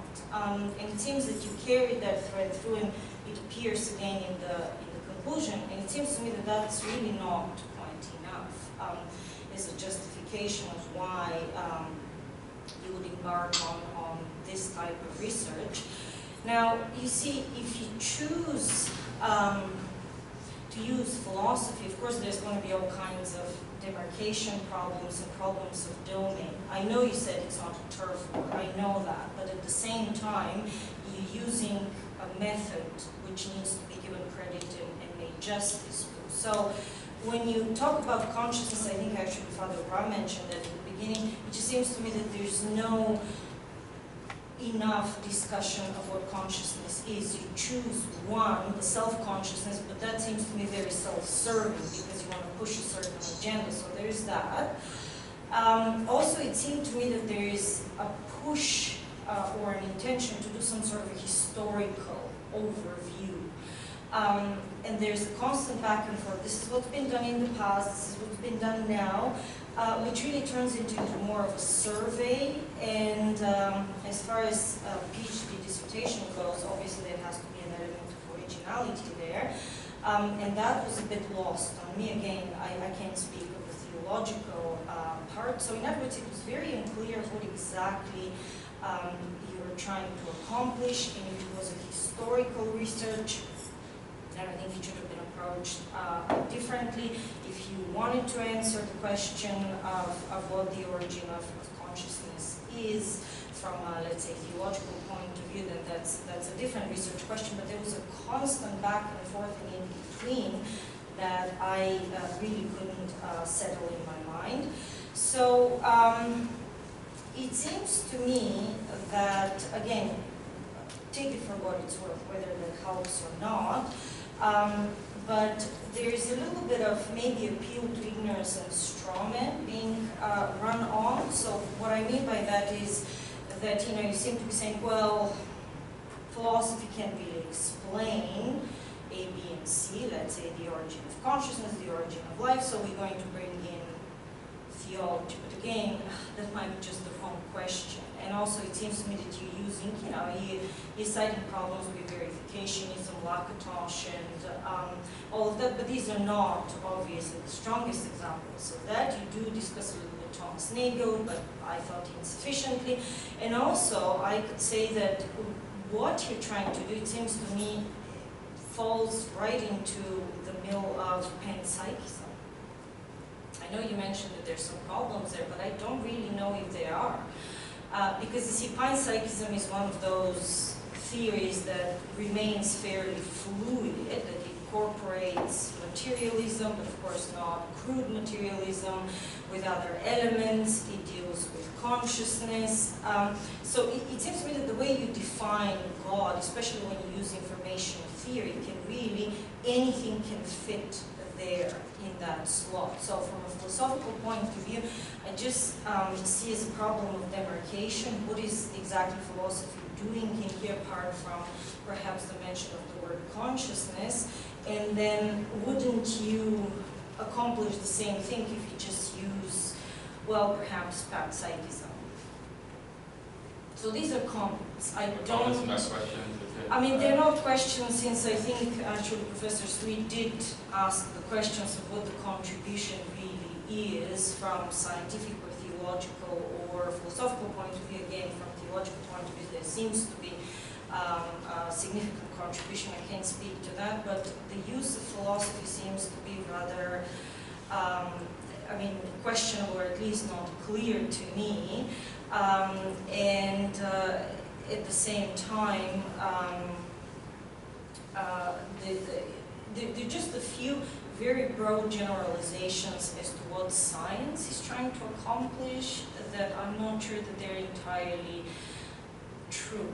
And so you have to, what I'm trying to say is that I need more anchoring as to what scientific view we are pursuing, as opposed to what philosophical, as opposed to what other, and I did not find that. And it really seems to me that all it boiled down for me was a survey. I mean, you have obviously compiled a tremendous amount of literature, but it's just, that's what I got out of it. Can I respond to it? You absolutely can respond, and actually I would like you to comment on maybe the panpsychism part a little bit more, how you understand that, and why would that not be compatible? Why would it be Yeah, compatible? Yeah, no, I don't see it as being compatible at all, but I don't see it as something that necessarily persuades me. As I mentioned, the whole section on Teilhard de Chardin, he was a panpsychist, and so he was also a Christian theist, he's a panentheist. So there's a compatibility as well with, there are theists that are panpsychists, so it's not an issue of incompatibility. As I mentioned in the presentation, there's no reason why God can endow matter with consciousness to different degrees, and I think maybe there's some confusions with this as well. For instance, Tanani with his IIT completely denies crude panpsychism. He thinks that there is a level of panpsychism, but he doesn't want to ascribe rocks as being conscious, for instance. And to me, I think there might be confusion with the notions of complexity information. Complexity information could describe things like a crystal. That's organized complexity, for instance, or self-replicating system, that's functional information. To me, that's not consciousness, it's maybe evidence of a higher consciousness, perhaps, but it's not necessarily reducible just to panpsychism. It could be a viable explanation, it's a possible explanation, but I don't see how necessarily on its own it can explain the totality of consciousness. And that's why it's like you have to, as a naturalist, you have to address all of the arguments of chapter 6. You have to refute them in order to resurrect your own case for consciousness.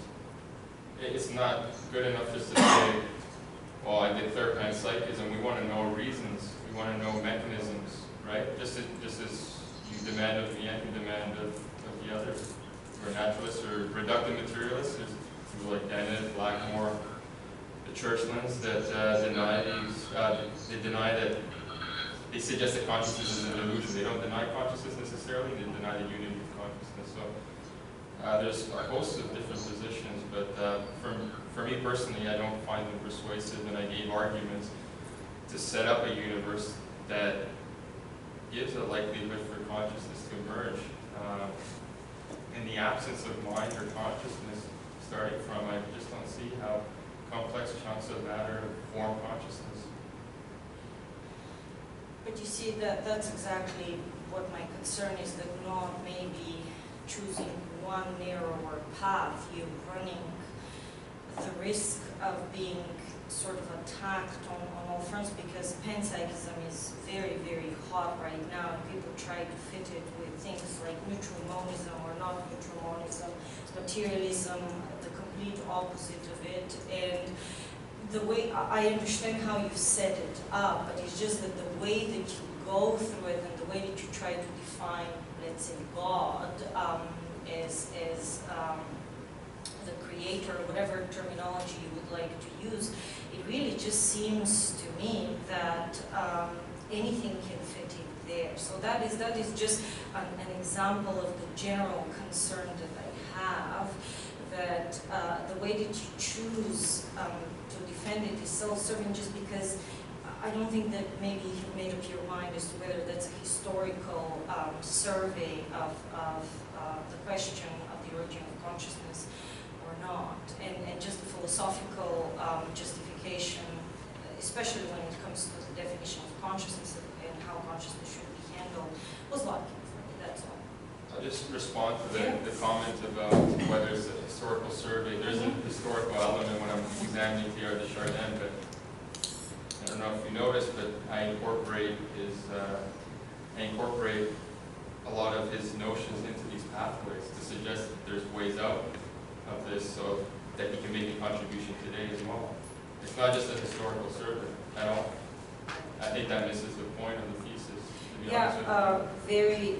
Very much possible, as I said, so that's why I said take my comments for what they're worth, but the constant tugging towards referring to literature, it just seemed to me that all of that has already been done.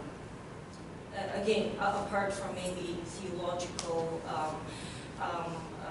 debates that you address, which I have really not much to say about since I'm not familiar with them, but the other part just seems to be that the originality of it is a little bit lost.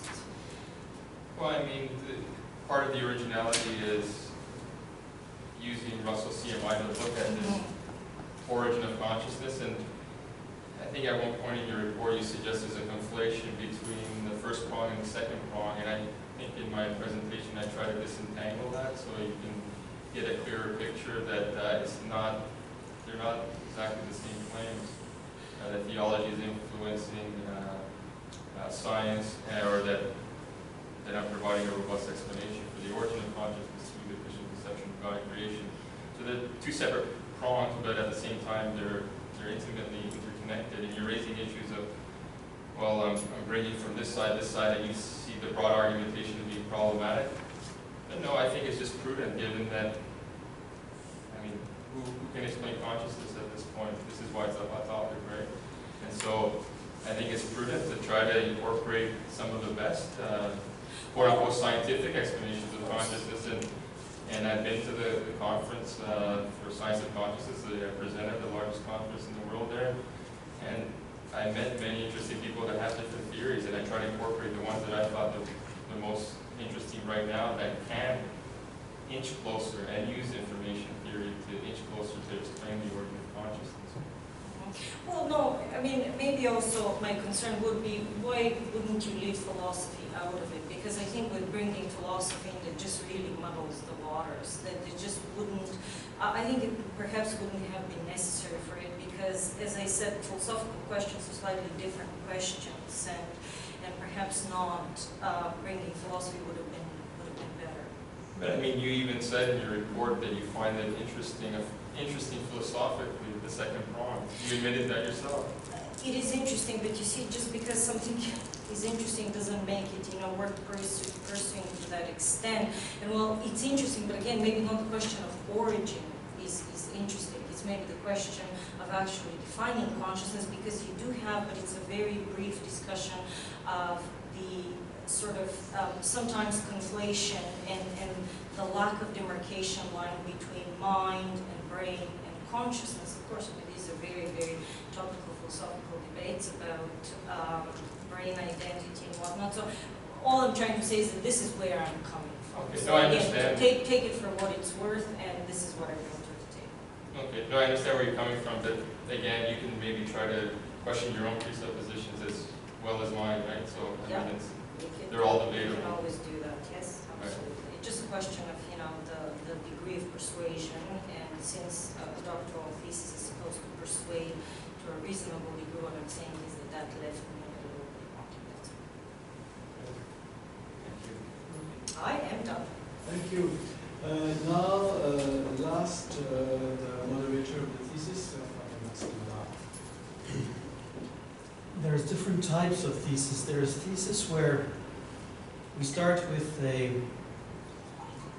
hypothesis on something that goes to be demonstrated, proven, legitimized, verified, validated, and all of the nice technical terms one wants to use. They're usually fun and easy. You might totally disagree with the argument, but at least it's been a full argument. Now, there is the other type of thesis where you're trying to introduce something of a conversation in a field where the conversation has not happened much, has been barred, forgotten. And I think this type of thesis we're having today with Scott is of that type. In the late 19th century, there was a lot of debates between scientists and theologians that led to all sorts of crises and problems. And for all sorts of reasons, since the Second World War, basically, in Catholic theology, we all went hermeneutics, sociology, psychology, the soft sciences. And we forgot physics and these other questions. And they were barely brought into the discussion. So I think one of the originality of this thesis, or the attempts of this thesis at least, and I think when seen like that, it does bring up some originality. It's about bringing back a type of discussion, a type of topic, and a type of interaction that has been long forgotten on the one side. On the other side, definitely in the French and with some of the German discussion, maybe the English-speaking world is different, but most likely the English world different is because it's not Catholic. Very often it's very Protestant, and then you end up with types of theology that have not that much to do with philosophy, at least officially, all based on this classical theism thing, which I'll get back to later, and people know how much I love it, with sauce, and lots of problems for digestion afterwards. But I think it is bringing a type of discussion, a type of argument, a series of definitions and propositions that were totally foreign, at least in philosophy, in theology, Catholic theology, until very recently. And the way he's doing it is very interesting. So in that sense, I think we have a very interesting thesis here. This being said, I do have a problem. Well, I have a few. One has to do with, it's been brought up in different ways, is the interaction between science, philosophy, and theology, and the definition of all the three fields. I think part of the novelty with this thesis is bringing forth some of the philosophical aspects that are underlying a lot of the scientific discourse. When you read scientists on consciousness and things like that, neuroscience, they do come with a very specific definition of a very different spectrum of definitions that are, most of them, rooted in 17th, 18th century rationalist and empiricist tradition. Theological discussion in the literature this thesis is presenting also has lots of philosophical assumptions that are usually not even paid attention by many of the authors there. So bringing it forth, I think, is something very important and very interesting. Now, I would have reservation as to the philosophy that is brought forth, but the idea that philosophy is brought forth as not necessarily mediation, which is your term, because I don't think we're good mediators as philosophers. We play much more interesting roles than otherwise. But I think philosophy is very, very important there. I might come back to that later. There is a general dissatisfaction, but we've had hours and hours of discussion on this, and moderators just are there to moderate, not to decide what the thesis is all about. I'm much more a hermeneutics guy and a history of ideas approach, Foucauldian or otherwise, than what this thesis is all about. And I think there is something lacking in this thesis, which would help settle a lot of the discussion that we've been having. But I want to focus my questions on definitely more theological aspect. That's why I'm wearing white today, and not just a nice shirt and tie. It's this idea about God. And I won't even focus on the classical theism, I'll be nice. I told you I'd be nice. And I'm feverish, and I'd rather be in bed than here, so I'll be nice. But the idea that God would be this already conscious or self-conscious is kind of troubling. Even more troubling when we take seriously the definition you gave at the beginning of your presentation, which we find spelled out throughout the thesis, of what consciousness or self-consciousness is about. I'm not sure if we're to make it in theological terms, both, let's say, systematic theology and not just natural theology. If we want to get to this thing that Christians confess being God, I'm not sure that equating from the start that God is consciousness, or we could get to, by all sorts of arguments, to from there being conscience and self-consciousness, there needs to be a conscious cause. I don't think we can easily do that. And my medieval background that I'm showing off as I wear this tells me that I'd resist that. It's very interesting when you look at the 13th century and the idea of integrating the idea of intellect as being at the heart of the idea of God was very, very problematic then.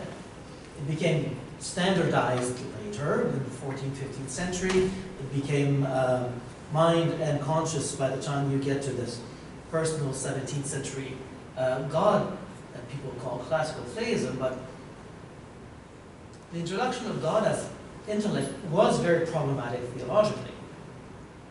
Because from the Neoplatonist background, that would definitely not have cut it for God to be God. Now, if we move to God as consciousness, are we not just replaying kind of the same type of problem, but with an even more anthropomorphized way and quite a lot of difficulty if you want to de-anthropomorphize this idea of consciousness.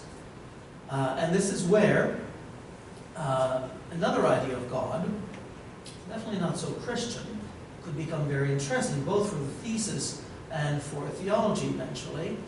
It's that Spinoza came up with, where you do have God as being the all thought, and also the all matter, in terms of different attributes and things like that. You don't all have to be Spinozian, I'm sure, and I could find limitations to that, but you see, in the course of wanting to make God linked to consciousness as we understand it, since the debates of the 17th century, the best explanation is Spinoza, in many ways. Okay. So you get the whole all psychic and then all matter, and it's the same thing. It does have a bit of problems with you thinking you're a person, but who cares? Most people think much too much about there being persons. So the question is, what do we gain in starting to say that we need to posit self-consciousness from the start so that we can do that? And that would be the proper theological gesture. Okay. So my first question is, what's the theological value of doing that? Okay. So we'll start with that. I'll have another question afterwards. So the theological value of starting the whole idea that God defined as consciousness, after which we add all the so-called traditional or classical attributes. Okay, so in a sense we could start with the natural theological arguments. And if these work, you can derive certain attributes of God. So if the KCA, the Kalam works, you get certain attributes, or to use this in terms of explaining it to complex beings such as ourselves, because divine simplicity denies that God has any attributes. But for complex beings to understand, conceptualize God, there is the component of being immaterial. So in order to bring matter into existence, there is this component of immateriality. Spacelessness, timelessness. So, but I'm just getting to these certain descriptors of God that I don't think, I'm not too familiar with Spinoza, and I assume that he was expounding some sort of pantheism, which would conflict with, which you don't like, the classical theistic concept of God. But, so there's a conflict there if you're going to expound some sort of pantheistic understanding with what we know of not only modern science and some philosophical arguments that expound in natural theology. So you have these certain attributes that I think would conflict with this pantheistic alternative. But let's say we say God is immaterial. Is the conclusion that God would have thus to be a conscience? Well, I can expand further. So the next argument, so the fine-tuning, so that all of reality has certain calibrations to itself. So evolution can take place. So envisioning Okay. how that's possible. How Having is it read- possible that Having these read certain the thesis, calibrations? Scott, having read the thesis and discussed a lot, I know where this is going. That would be going to at least there is thought or thinking, but is thinking necessarily self-consciousness? So it's thinking self-conscious. And would self-consciousness, would the idea that God has a self be a good theological starting point? Well, I don't know. I would say if there is such a thing as thought, what do you mean by thought when you're asking the question? There is an idea. The There's an idea. Aristotelians and the Platonists did not have any idea of self-consciousness, and they could explain quite a few things. So self-consciousness is not necessarily the only opposite thing to immateriality. Well, in terms of Go to Timaeus. If you want a fine-tuned universe, you have Timaeus. right. But the So point why is, why my start question with is, self-consciousness? why start with self-conscious? As at the heart of what God needs to be, if God is to be material. If God needs to be immaterial? Immaterial. Immaterial. Oh, that's why you need these arguments in place to give some sort of explanation as to why are we persuaded that God has these certain attributes. And once I latch one by one, then I can get to that there's an intelligence behind it in terms of perhaps self-consciousness. That would be just another jump to that. Let's say I'm being very nice. I'll grant you the intelligence. Is intelligence the same thing as self-consciousness? Not according to the definitions you've given to us in the thesis. So my Well, no, I question did is, give a definition of introspection, right? yeah, but introspection That's is not the same thing as based being on intelligent. our data of human consciousness. Based on that data, I'm not deriving that data from a particular understanding of God, the data of self-introspection. Yes, but But pushing that there needs to be a cause that But- would be synonymous in one way or another, so that there be that experience of us. Is that the best way of going about, from a theological perspective, not just natural theology, but speculative and definitely systematic theology? Do we need to start there? The question is, we might not need, but what would be the value of that? I gave the value in the presentation to avoid other pitfalls like pantheism, perhaps Spinoza's view, and to avoid process theism, open theism, naturalism. Mhm. So if there is a being as recognized by divine simplicity, for instance, then this avoids all these other pitfalls. Then why do And you... if I can demonstrate that with the natural theological arguments, we can remove Spinoza's God. Yes, but you also remove quite a few other theologians' God for the same price, which could end up problematic. My second question has to do with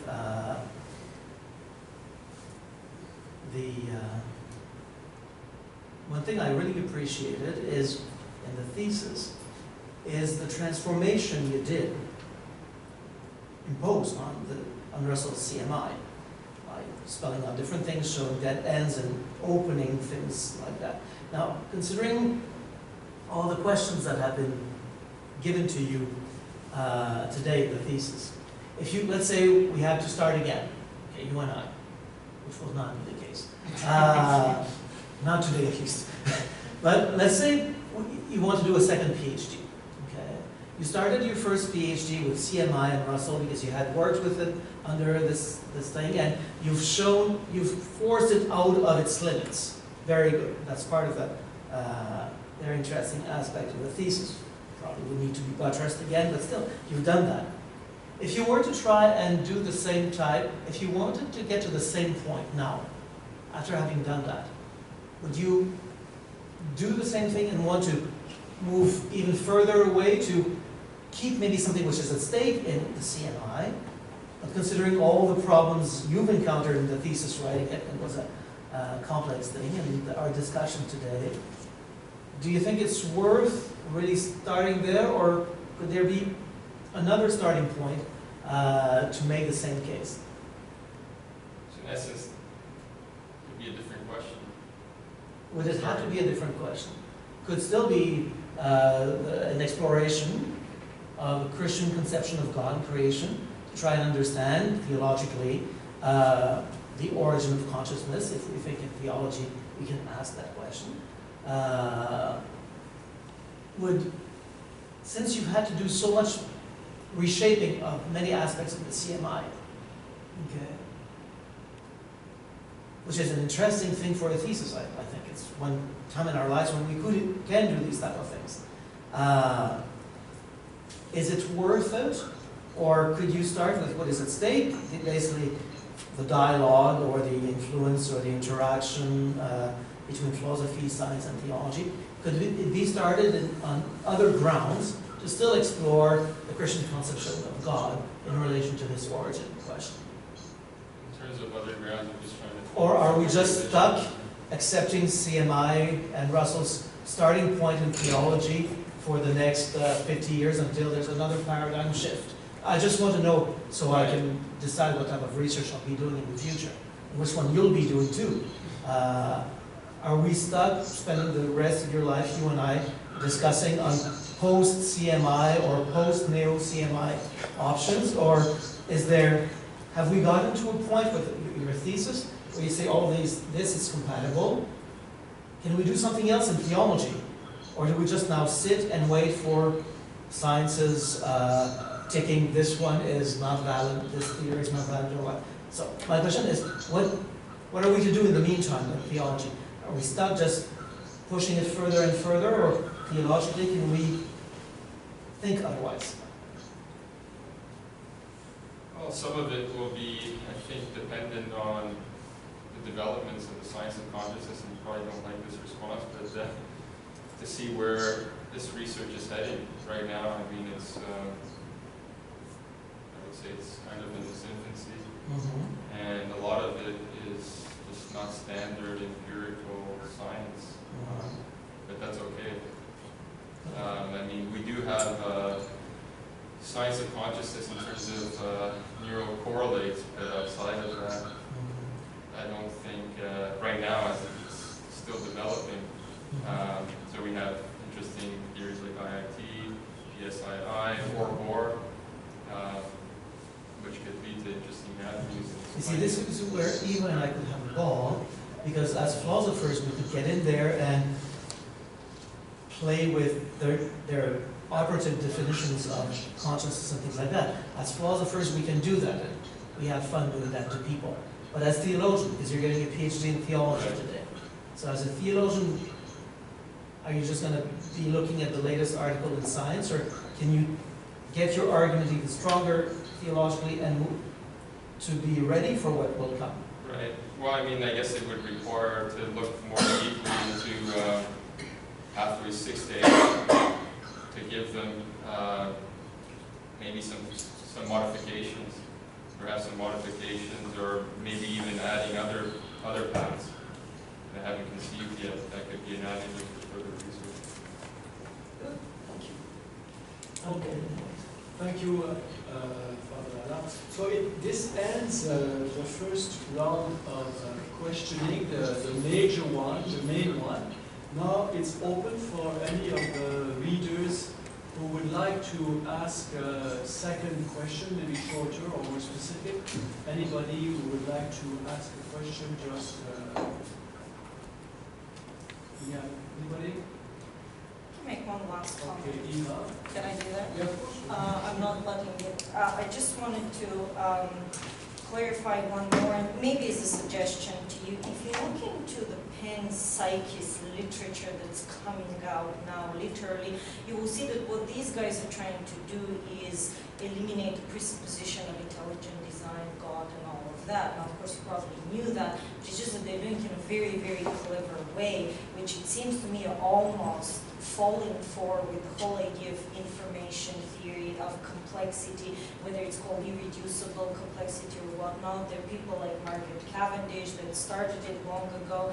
Now there are people jumping on it. David Chalmers is doing that. That's not in your bibliography, and I'm not saying that it should have been there. But what I'm saying is that you may want to look into that, because otherwise you're going to face problems with why are you bringing all of that here. And it seems to me that maybe you're operating with a bit of an older understanding of panpsychism. That's all. So it's just a piece of I did reference Chalmers. No, but not with.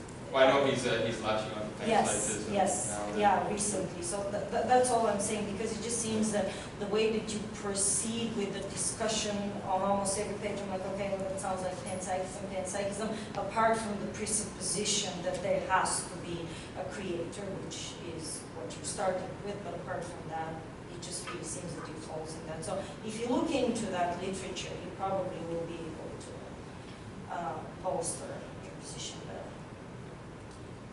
Anybody else? Yeah, I mean, just briefly, I mean, in terms of extending research further, and starting with, I mean, Teilhard is one of the, it's one of the sort of pillars of your thesis, and so the panpsychism of Teilhard would seem to be a complex beast to handle, and you've I think demonstrated why it's at least complex to understand. I think it's Christopher Koch. Apparently, I don't know if I have the story straight, but he became a Christian at the same time as he became a panpsychist. I don't know to what extent that is true, but following on Father Elmer's question earlier, there may be something in that. But just the thing I wanted to bring up was, a lot of these discussions of consciousness approach it methodologically from a synchronic point of view, i.e., what is consciousness vis-a-vis what is not consciousness in the sort of, sort of time-bound category of now. But as we know, consciousness is a diachronic reality to be studied, and which has been understood in evolutionary terms. One thing that I would be interested to see is more work done on the study of consciousness that comes out of or is implied by the work of people like Simon Conway Morris. Mm-hmm. And so his work on the convergence of morphology and species, which of course is a key condition for there being large brains capable of the things we're capable of.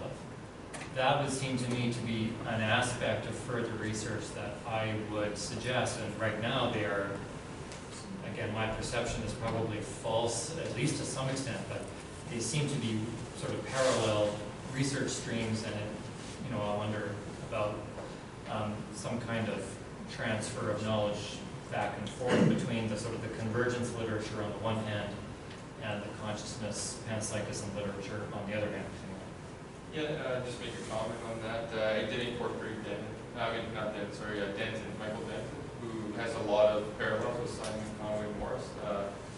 They disagree on some aspects, but he deals with this aspect of biological fine-tuning, and he thinks that the universe is set up in a teleological way that allows for consciousness to emerge, and he talks about certain details in biology that confer this assumption. Yeah. So I mean, it's very similar to Simon Conway Morris's the title of his book, Humans in the Lonely Universe. Lonely Universe, and he makes reference to Denton. But Denton's in a strange way associated to ID, even though he's. Yeah, so a lot of times you hear him speak, it seems as though he doesn't want anything to do with ID. But yeah, that's my understanding. It's strange. It's a strange relationship with ID and Denton, even though. But you touched on something really important that goes back to a previous question, which is I think it was Professor Sweet who asked about the argument from cause. There is a final cause argument, right? That's in your thesis that something like convergence theory could really bring out. Yeah, well, that's Denton, yeah. But I mean, I think it could be much stronger, right? Because right now it's hidden in Teilhard's mysticism. Anybody else? Maxime, you good? Mr. Sweet, you okay? You good? Maybe just, I'll make two quick comments. Thanks, Scott, for what you've done. One of the things that puzzled me a little bit was the organization of your thesis, how the argument unfolded. And I was asking myself whether your argument presupposes the truth of Christian theism. Because it certainly seems to do that up until certainly what, up into chapter 5. And then chapter 6, we suddenly get philosophical arguments, which I guess are supposed to establish something about theism. So I guess one comment is does this all presuppose the truth of Christian theism, and then you throw that in as a kind of, I don't know, life-saving device in case anyone raises a problem, or does that argument of natural theology in 6, does that really contribute to the kind of claim that you want to make in 7, for example, which is more of a theological argument for consciousness? So there's one comment maybe you could reflect on. The other is, early on you make the claim about how the belief in the Christian doctrine of creation and its understanding of the universe as ordered and rational was necessary for the advancement of science.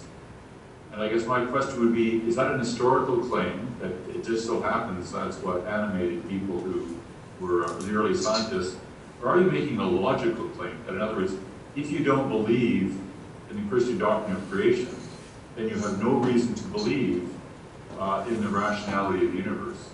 So, just a quick little response to the two things that just struck me when I was reading your thesis. Okay, so yeah, the first point, I was actually considering maybe including chapter 6 and 7 before chapter 5, and rearranging that to make it a bit more linear, as you said in your report. So that was one consideration that I had. And then this notion about the intelligibility of the universe and comprehensibility, and whether that emanates from a Judeo-Christian conception of God. I think it does guarantee the success of the sciences. There is a historical claim that historians of science have made. It's not completely uncontroversial, but I think a pretty solid case can be set forth that there was this dependency on this conception of the Judeo-Christian God that allows for the discovery of the universe based on the assumption that it's derived from an omnibenevolent, omniscient creator. That's just an historical claim about what beliefs people may have had. It's not a logical claim that in order to be science that you basically have to accept that it's the product of a rational creator. Right. Well, I mean, some have laid the claim that, I don't want to go too far into this, that modern science wouldn't have emanated from perhaps an Islamic point of view of God. It's more arbitrary in terms of his will. So you're not guaranteed that certain things are going to unfold in certain ways. But that very well may be controversial, but some philosophers and historians have made that claim. Okay, thank you. Thank you. Louis, Father Louis, do you have something to add?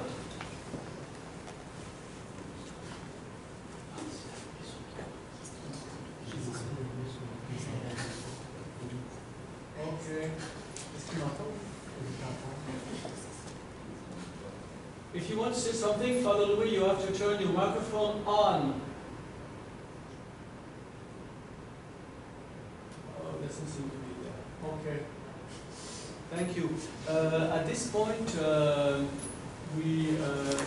as I said before, since we have to discuss among ourselves, the members of the jury, normally we go out, but now that we have two persons, or perhaps just one online, we have to ask the guests, please just go out a few minutes, and then we will call you back. Thank you.